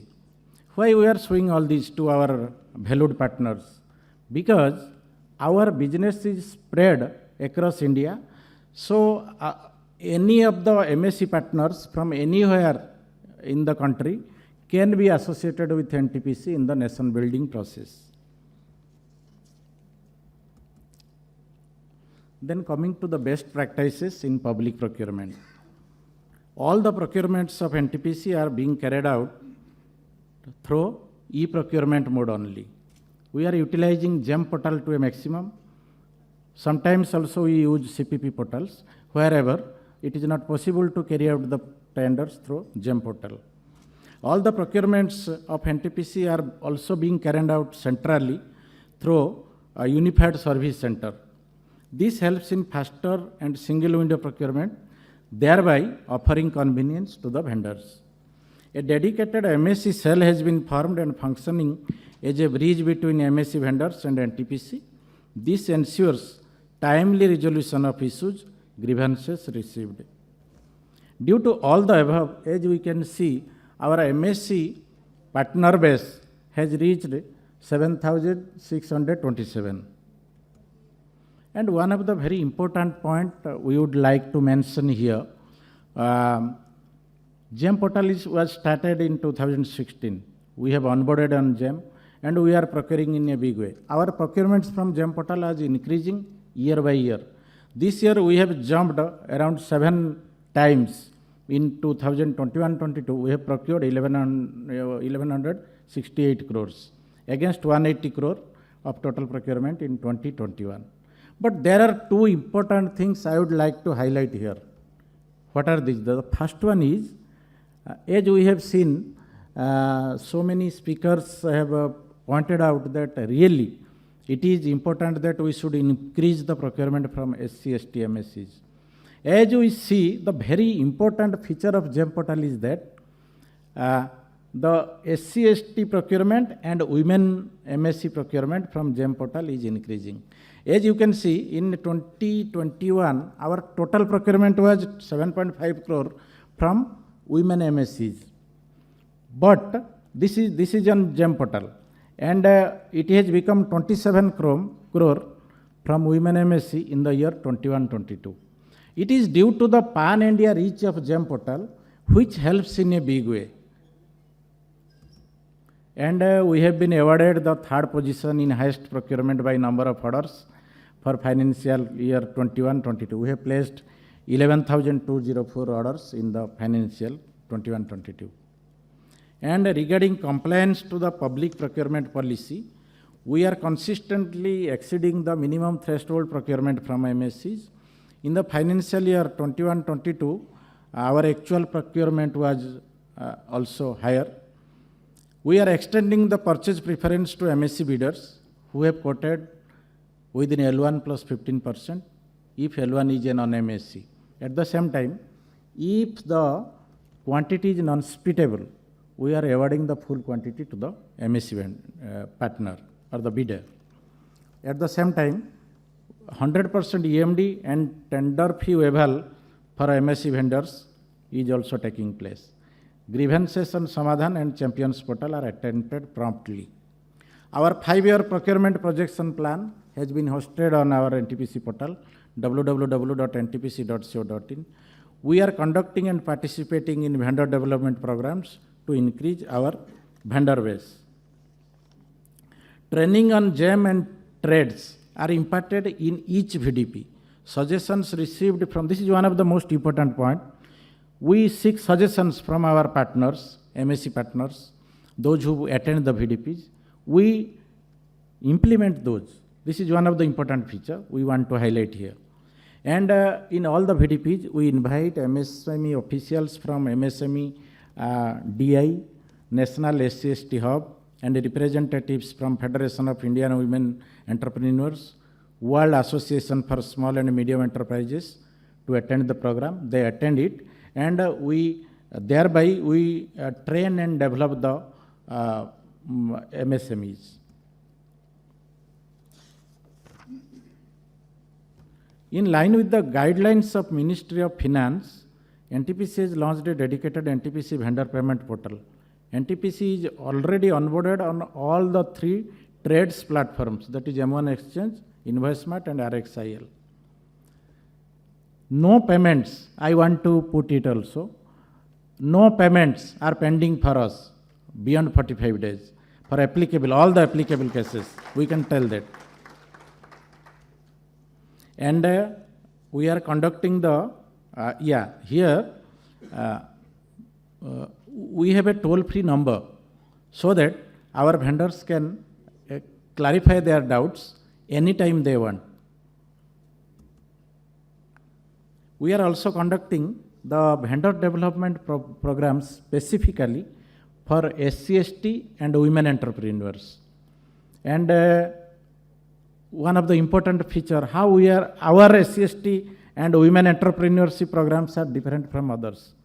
We had a plan in 2020 March. We want to take the women SMEs to our one plant, Dadri. We have planned this so that they can see whatever items available there, they can venture into. So in training, what we are doing? We are training them, you do this and that. But here, we are showing them, you see, these are the avenues available for you, and you can venture into any of the business areas. Due to COVID, it was not carried out, but we have carried out all the programs through our virtual mode, and shortly we will be launching that scheme again, and we will be showing them our plants so that they can venture into any of the production of items of their choice. These are the number of programs we have conducted during COVID times also. And our procurements from MSE is also significant. And here we want to mention that our procurement from MSC, SC/ST MSE partners is also increasing. It has reached to the tune of approximately 21 crores. And women MSEs, here 2 things we would like to mention. We have got 10-fold increase in 4 years from women MSEs. You can see in 2021, we have procured approximately 27 crores. In 21-22, it has reached 41 crores. And in 18-19, it was only approximately 4 crores. So there is a 10-fold increase. And another one important thing, usually we think women entrepreneurs will not be interested in carrying out the jobs of technical areas. No, it's maybe a misnomer. With absolute confidence, we will put before you that the electrical maintenance, lighting works in plant and townships, environment monitoring services, housekeepings, and supply of various types of pumps and pipes in our NTPC has been carried out by our women SME entrepreneurs. A loud number of applause to all of them, please. Also, not only the procurement has increased, our SME vendor base, partner count is also increasing. It has reached 133 in 21-22. And at the same time, our main thrust area of increasing and hand-holding, facilitating, improving the women entrepreneurs in SME sector, it has increased 5-fold in 4 years. And last but not the least, we as a corporate citizen not only facilitating and supporting the MSE vendors in their growth, then what else we are doing?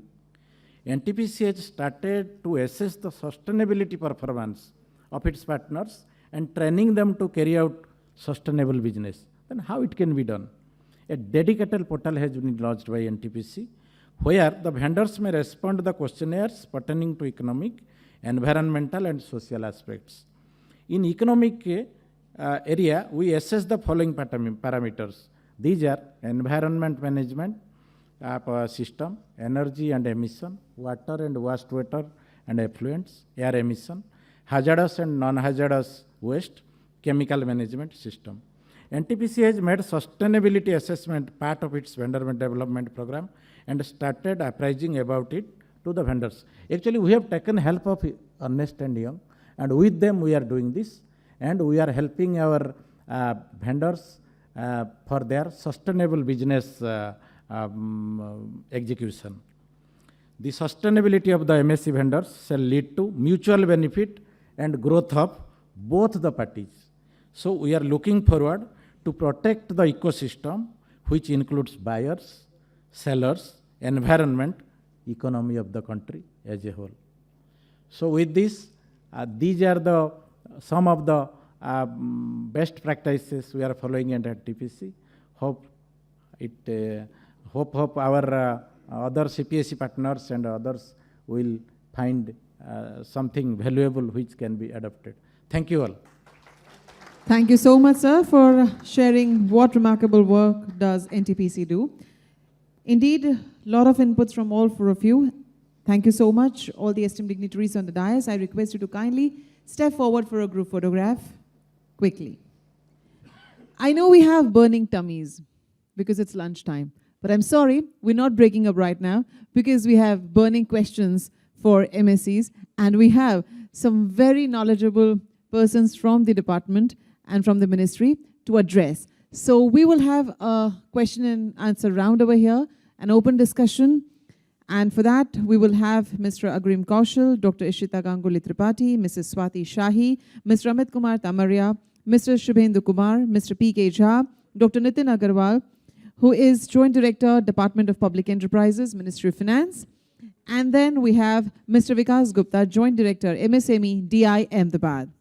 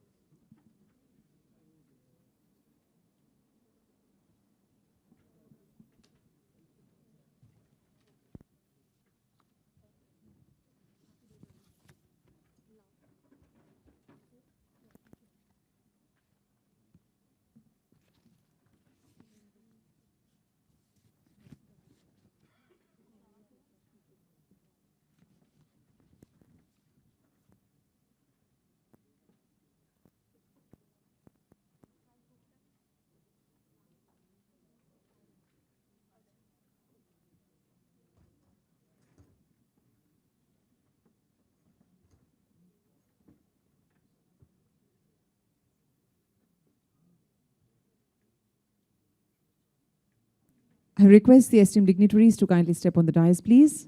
Thank you.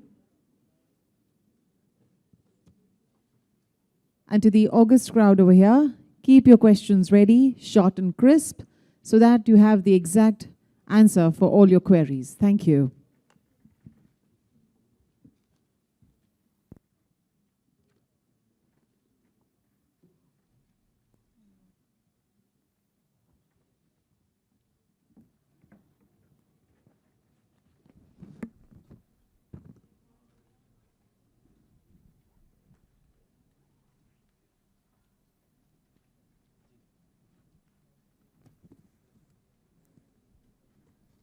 Okay, shall we start?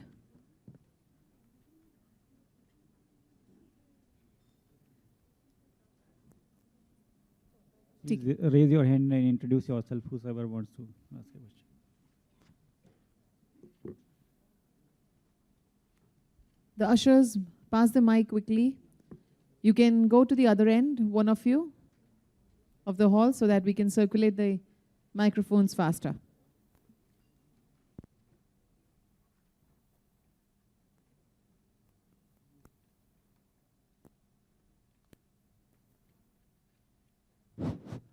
Good afternoon. I'm Pradeep Chauhan from Hindustan Petroleum. I have question from Shri Shubhenduji. It is, sir, regarding Samazan Portal. On the Samazan Portal, if we go and try to find out the number of how many women, see, nowadays we are conducting basically buyer-seller meet, mostly those who are engaged with us. But if we go for vendor development program, means the vendor who are not involved with us, but we want to engage with our procurement process. So generally on the Samazan Portal, the list of women entrepreneurs is available. But as we have seen, we have to drop down up to the district level. Then the woman entrepreneur name will come and data will be there. So can we have something like Excel sheet which can be export directly having all the details of entrepreneur, and it can be utilized for the purpose whatever item we are looking for? Yeah, we can do that. Can you hear me? Yeah, we can do that. The problem with static Excel is that it will be fixed in a time. So it is always good that you have a dynamic facility like we have. What we can do, that we can give a provision based on your need, that dynamic Excel sheet can be created for that time, that we can think of it. Yes, it's a good suggestion. Thank you. We'll do that. Thank you. One more from SCST Hub. Sir, from your side, can we get the data? Because that data, whether it is linked with our Samazan Portal, that information, the vendors which are available on with SCST Hub. Yeah, why not? We can share the complete data. It is state-wise. Can't we link with Samazan Portal? Reason being because we have to go to various portals. So it is better if we have a single window, we will approach to either Samazan, you say, or we can come to you also. But one way is better if you can get information at a single point. Thank you, Rish. Actually, very recently, we have interacted with the SCST Hub team, and we are providing this Udyam linkage there also for the search for SCST entrepreneurs, if that serves your purpose.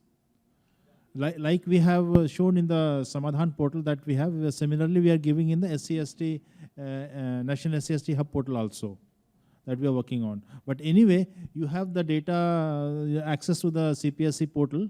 All CPSE have access to that Samazan Portal. So you can always draw Excel and individual data from the Samazan Portal also for the SCST. Good afternoon, ladies and gentlemen. This is a question for, I'm Nilesh Dattani. I represent Venture Studio, which is a startup incubator in Ahmedabad. There are a couple of startups working on the MSME ecosystem. Right? I think there was no mention of startup ecosystems, but I think there are a lot of people working on this kind of stuff. So I have a question of Ma'am Tripathi. We spoke about support to MSMEs on procurement and marketing, right? So, but there was no elaboration on that as to how does the departments support MSMEs towards their procurement, because there was just a mention about that.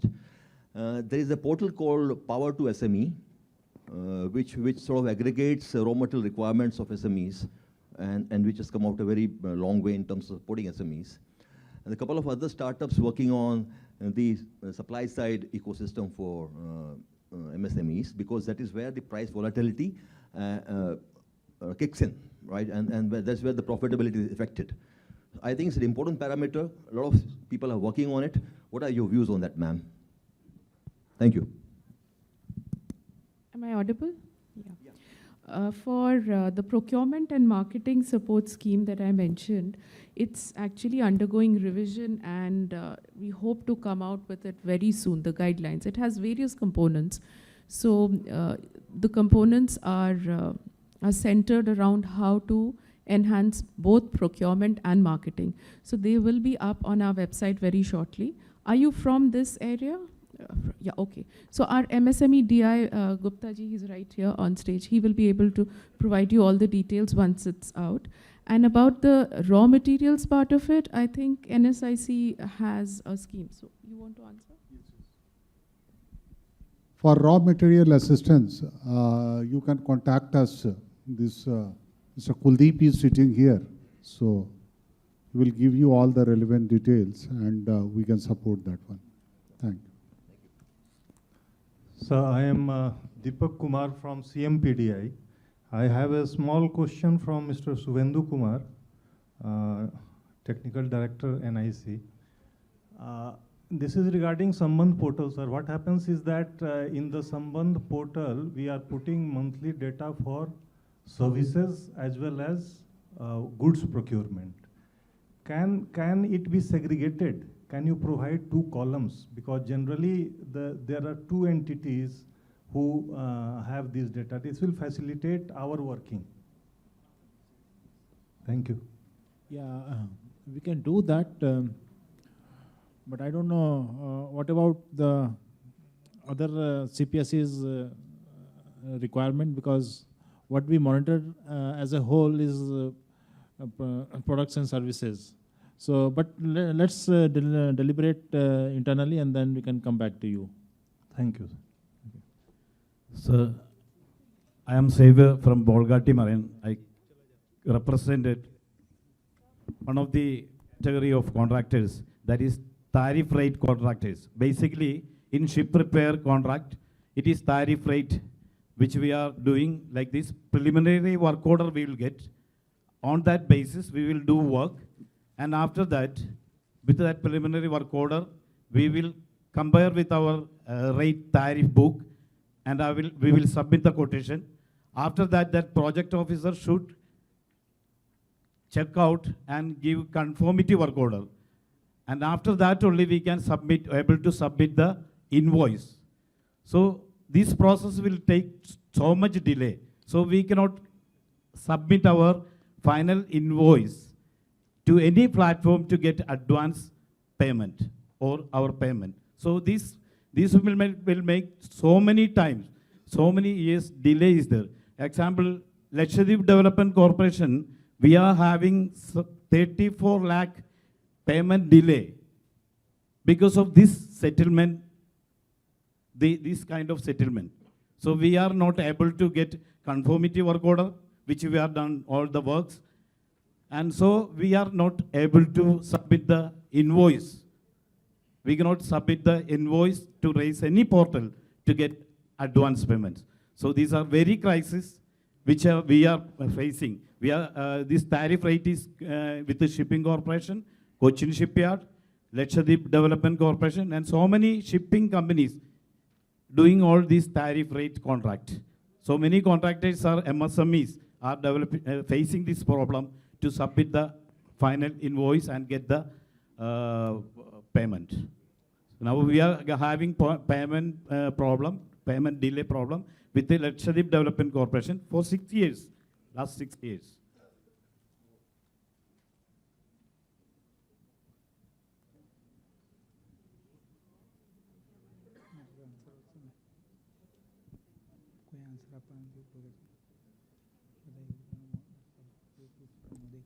Have you written to us? Can you just provide the details, please? Because this must be an issue which others are also facing. So if you could just email this to us. Exactly. So please provide us the details. Gupta ji, do you want to add? No, do you want to add to? Okay. Good morning, ma'am. Actually, I have a question for Ishita ji. I am from Steel Authority of India.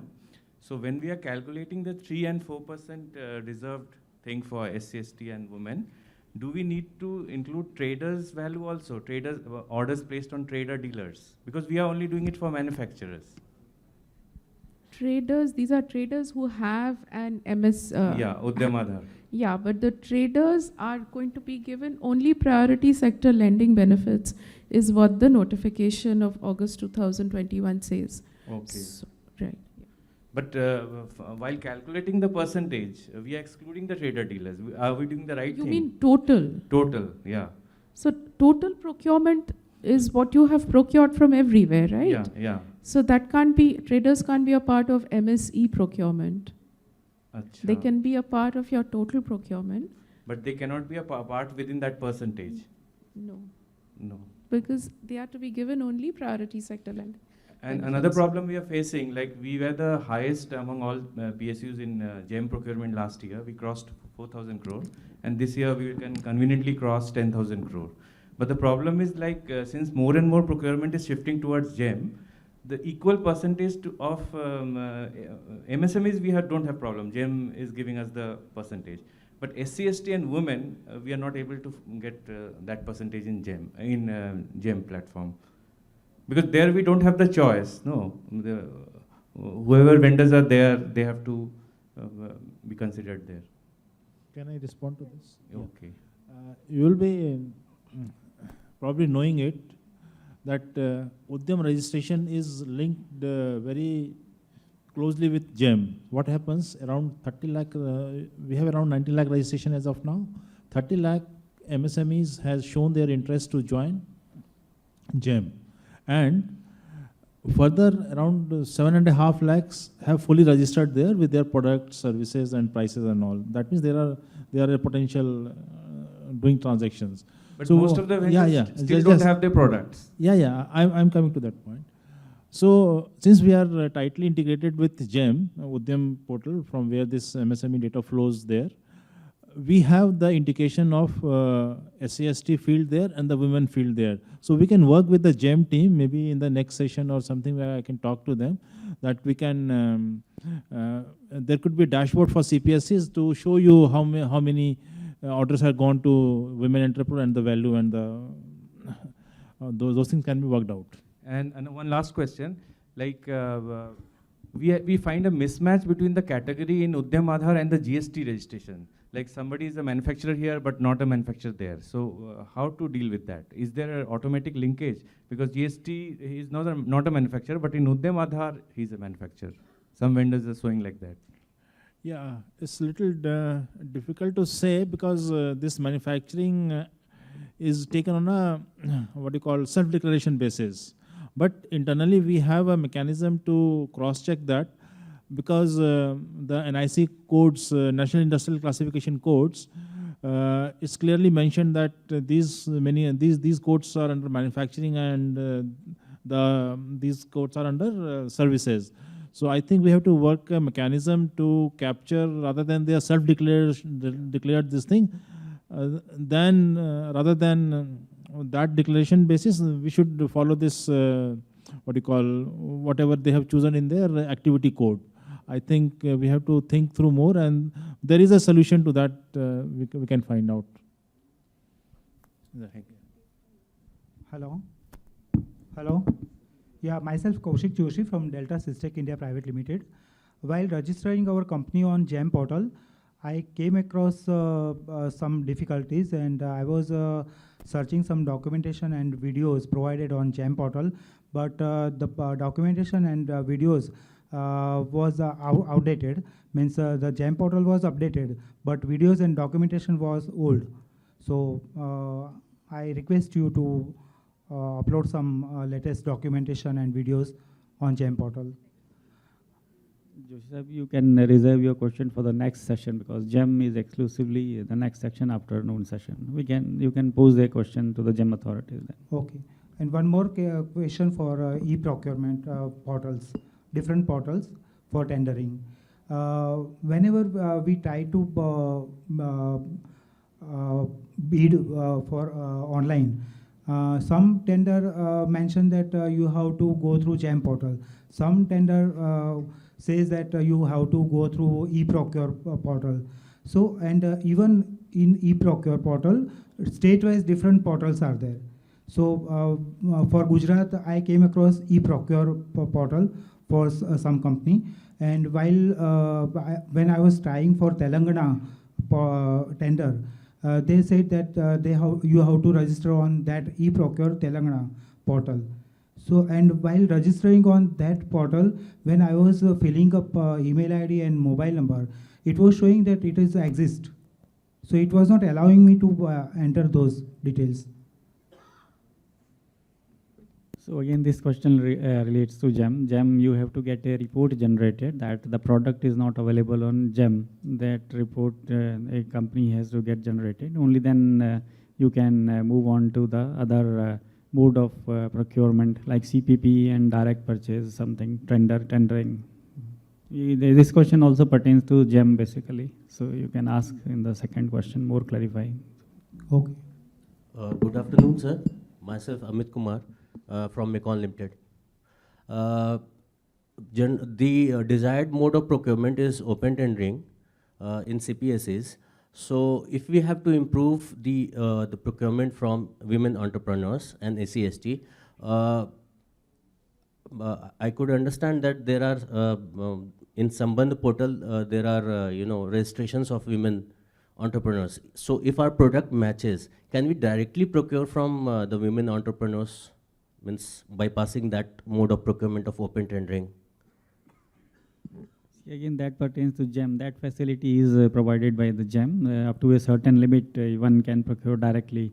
I think some lakhs of rupees GEM people will clarify, but otherwise one has to go in for the tendering or other modes, CPP and whatever. Okay, sir, thank you. Good afternoon. Hello. Good afternoon, dignitaries. My name is Anudan Gayali. I represent Monarch Consultants Private Limited, and we are this question is related to consulting services and mostly project based.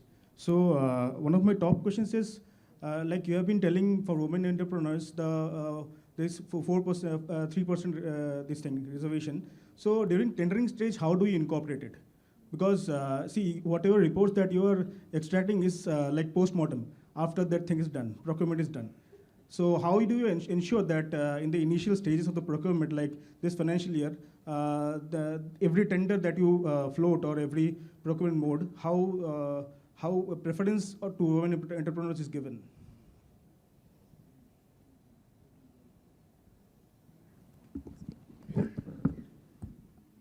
In fact, the total annual procurement by a PSU or a government organization is being considered. It is not possible to bifurcate for a single tender or single purchase procedure. So I think you understood the thing. Suppose if one PSU is procuring 100 CRs, then total at the end of year, they have to cross 4 CR to be procured from the woman-owned enterprises. One of my suggestions will be like, if in the tender qualifying process on the marking scheme, if you can incorporate extra points for women entrepreneurs. They are talking about the preference.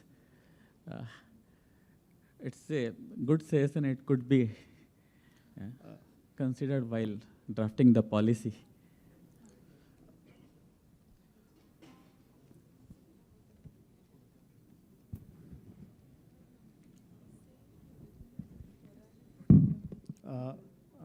I have one more query that I would want to like to place in front of the decision makers. That in services which are very like complex type, not the generic goods or services, like the qualification, whether the consultant will be able to provide the services up to that quality, it matters. So in case of L1 tenders that all of you, most of you prefer. So in that case, there is a compulsion of taking an order on a very low price, which does not suit the like enterprise. It does not even cover the cost up to that end. In that case, we are small players. We have to be afloat in the industry, so we have to take up the projects. But we are actually not making profits on that. So I would suggest that to make the procurement towards QCBS that you are already incorporating in most of the tenders. So QCBS process to be followed across all the CPSEs procurement for complex tenders, for consulting services where the scope wherein is not defined. So that is one of my suggestions. See, again, my answer to is that all the procurement, be it goods and services, they are all gradually moving to the GEM portal. So you can ask this question in the next session, even services and goods both. Sure. There is a Samazan Portal and Champions Portal. How is it different? Yeah. Champions is essentially grievances, what do you call, filing and their resolution, replies and resolutions. And you said Samadhan? Yeah. Samadhan is specifically for delayed payments. So it emanates from the fact that it is built into the MSME Act that delayed payment has to be monitored and some policies has to be oriented towards that. So Samadhan deals with the delayed payment. So there is a process that application is filed, it is converted to a case by a council, or the mutual settlement happens. So that, and Champions is essentially a grievances portal, but there are many more features coming up in that also. It's a subset. Like yeah, so it can deal with any kind of grievances, not only delayed payment, any kind of grievances. Sure. Thank you. It's not a subset. Like Shubhenduji mentioned, Champions Portal has, it's not just a grievance redressal, it's also hand-holding. And like I mentioned earlier in the morning, you can have Udyam-related issues, you can have public procurement-related issues, you can have any issue related to any of the aspects, and you can file a grievance there on Champions. What Shubhenduji is saying about Samadhan is, it is like you have a delayed payment case, so it's an online, it's a case. So it becomes first it's an application, then it becomes a case. So it's the entire process that will be involved in resolving that issue of delayed payment. Okay. Thank you, ma'am. Thank you so much. We can just accommodate one question, and if the question is related to GEM portal, we can take up the next. Okay, fine. Thank you. Good afternoon. Myself, Ranganathan from Neyveli Lignite Corporation. For MSE purchase preference, the bidder has to be a manufacturer of the offered product to be eligible for that preference. Can we rely on the NIC codes and the list of activities mentioned in the NSAC certificate, or should we get some additional documents from the bidder for being proof of manufacturer? And secondly, is the NIC codes mentioned in Udyam database linked with GEM in their product publications? Okay, before Shubhenduji clarifies, I'd just like to say that for a micro or a small enterprise, the identification is Udyam registration. That certificate is based on the turnover and the investment in plant and machinery equipment. So NIC code, like for an earlier question also Shubhenduji clarified, that is based on a self-declaration basis. So the certificate is not identifying the NIC code. The certificate is not based on the NIC code. Yeah. That is, we have to get some additional documents from the bidder proving that they are manufacturers, ma'am. So what Gupta ji is saying is the CPSC can decide. Okay. Good afternoon, everybody. I'm Vinay Prasad from NSIC Limited. I look after centralized procurement of NSIC for whole of India. And we are working for the sake of growth and development of MSMEs. I have two questions for Subandhu sir and two questions for Madam Ishita ji. Sir, as I came to know that 20% of entrepreneurs registered are women. Initially, we are thinking they are very less, and that's why we are not able to reach the government target of 3%. And I'm surprised. Is it possible when we are logging in and seeing the women entrepreneurs list, we are getting only NSIC women entrepreneurs who have supplied to us only? Can we see the product-wise and woman-wise or location-wise available women entrepreneurs so that the tenders can be shared with them for participation? My first question is this one. Second question is, portal is capturing the vendor development programs after they are carried out. But can it be possible that when PSUs are thinking of carrying out vendor development programs, it can come on the portal so that all CPSUs can get info on it, and if they like to participate, they can increase their vendor base. Initially, these informations used to go from PSU to PSU, and they used to participate. But it will be very helpful for NSIC in imparting the services. My third question to Madam Ishita, Madam, is that are we thinking to bifurcate this MSME micro and small proportions also from 25 minutes to 12% and 12.5% to micro and 12.5 to small? Because I was again surprised to know that 99% of registered entrepreneurs are micro.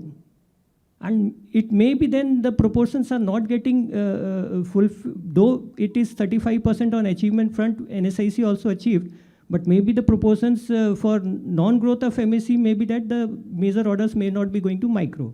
So are we thinking to bifurcate so that the micro can get their share? And the second question is government thinking on the policy front to increase the 358 items reserved for MSE so that more and more MSEs can come up in supplying to government? Thank you.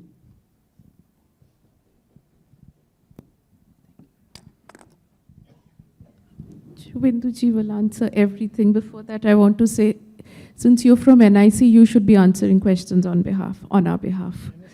NSIC, yeah. So since you are from NSIC, you should be answering the questions on our behalf. Having said that, I would like to say the women percentage is not 20, it is 17 as per Udyam. What CEA showed in the morning was the NSSO figure. That is the 2015-16 figure. As of today morning, 17% were women Udyamis. 12.5% bifurcation, we haven't thought of it yet, and it's not 99% micro, it was 95% this morning. So 12.5% is for the first time I'm hearing this suggestion. If you want us to take it up, we'll think about it a little more and have stakeholder consultations like this. 358 item is, that reserve list is definitely undergoing a change, and it will have, it will be more updated, obviously, that's 10-year-old, yeah? Yeah, your first question was regarding NIC code, which is National Industrial Classification Activity Code. As I showed in the presentation and also some screenshots, some live thing of the portal, each CPSE has a login like you must be having. So there you can see that Udyam, how many SC/ST candidates are there, women candidates are there, which I also demonstrated. So I think that facility is there. So that doesn't satisfy your requirement, or you want something more, if I understood you correctly?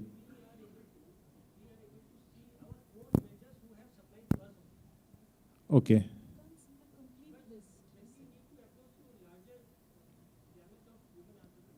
Yeah.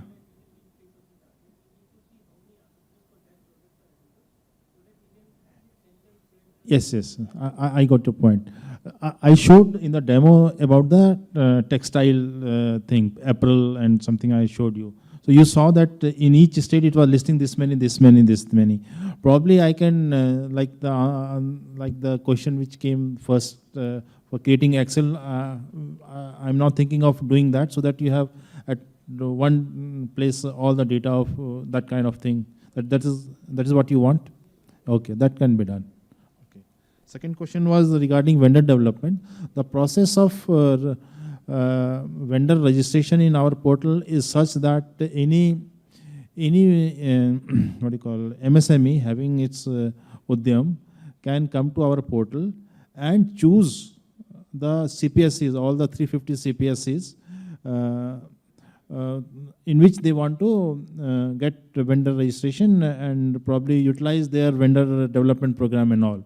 So now, after registration, the CPSE has to go through their dashboard and see what all, which all MSME have registered for their vendor development and contact them. So this much facility is provided by portal, but beyond that, the CPSE has to take it over. We can just take up one more question, please, because we're already late, and we can have networking lunch. So please kindly spare you three of them. Can we have that? Myself is Manish from Mekon, and I have a query related to... Yeah, madam, we'll give you a chance for sure. Yeah, sir, please. I have a query related to disputed cases in Samazan Portal. sometimes, sir, what happens that even if the dispute is being settled between us and the party, it gets reflected that no, it is pending because that party has not written an application to MSEFC Council for withdrawal of the application. Yeah, it was an issue earlier, but now we have given the provision in the Samazan Portal wherein CPSC can write about their, the case which has been settled or the payment has been made, and council should take the cognizance of that. So, because council, MSFC council is a stakeholder, they need to finally close the case, so probably some kind of hand-holding or the letter has to go from here, saying that if the CPSC has written about the settlement of the payment, it should be recognized. So probably some kind of hand-holding kind of thing is required. Facility is there in the portal. Okay, thank you. Yes, ma'am, please.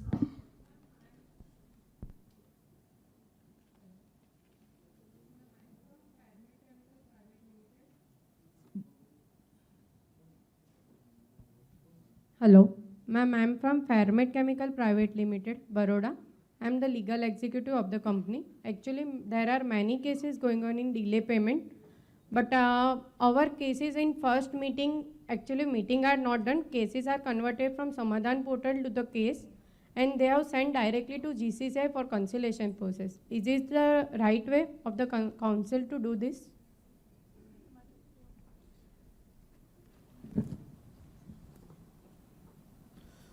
Yes, it is the right way. After the MSFC first try to solve the case through conciliation.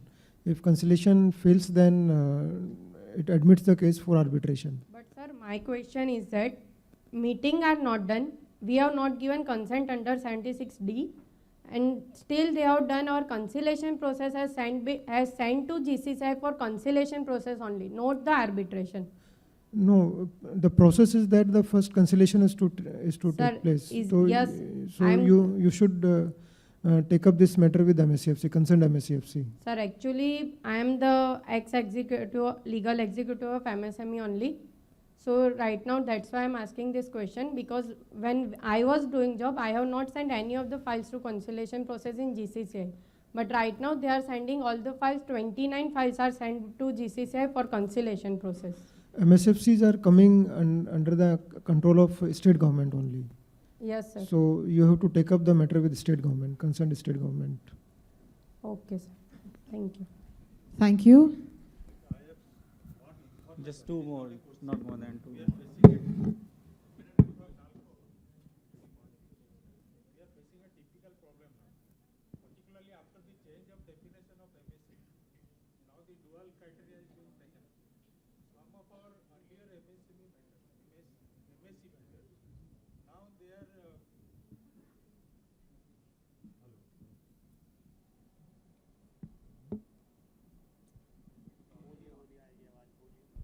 Hello.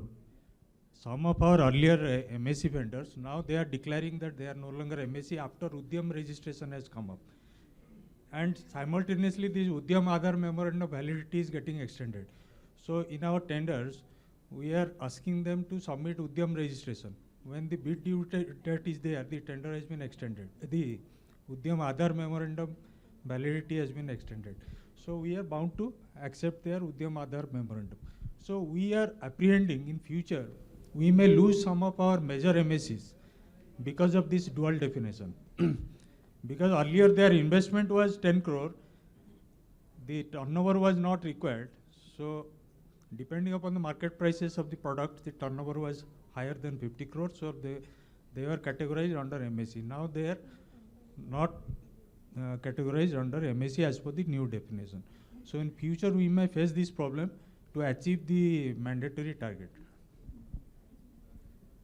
You may not face this issue after 30th June because right now there is no thought process for extending the UAM validity beyond that date. Thank you so much. And now I request Dr. Nitin Agarwal, Joint Director, Department of Public Enterprises, to kindly conclude the session with vote of thanks and concluding remarks. Thank you. Hello. It gives me immense pleasure to propose the vote of thanks at the end of this workshop on procurement by CPSE with a special focus on vendor interface with MSME.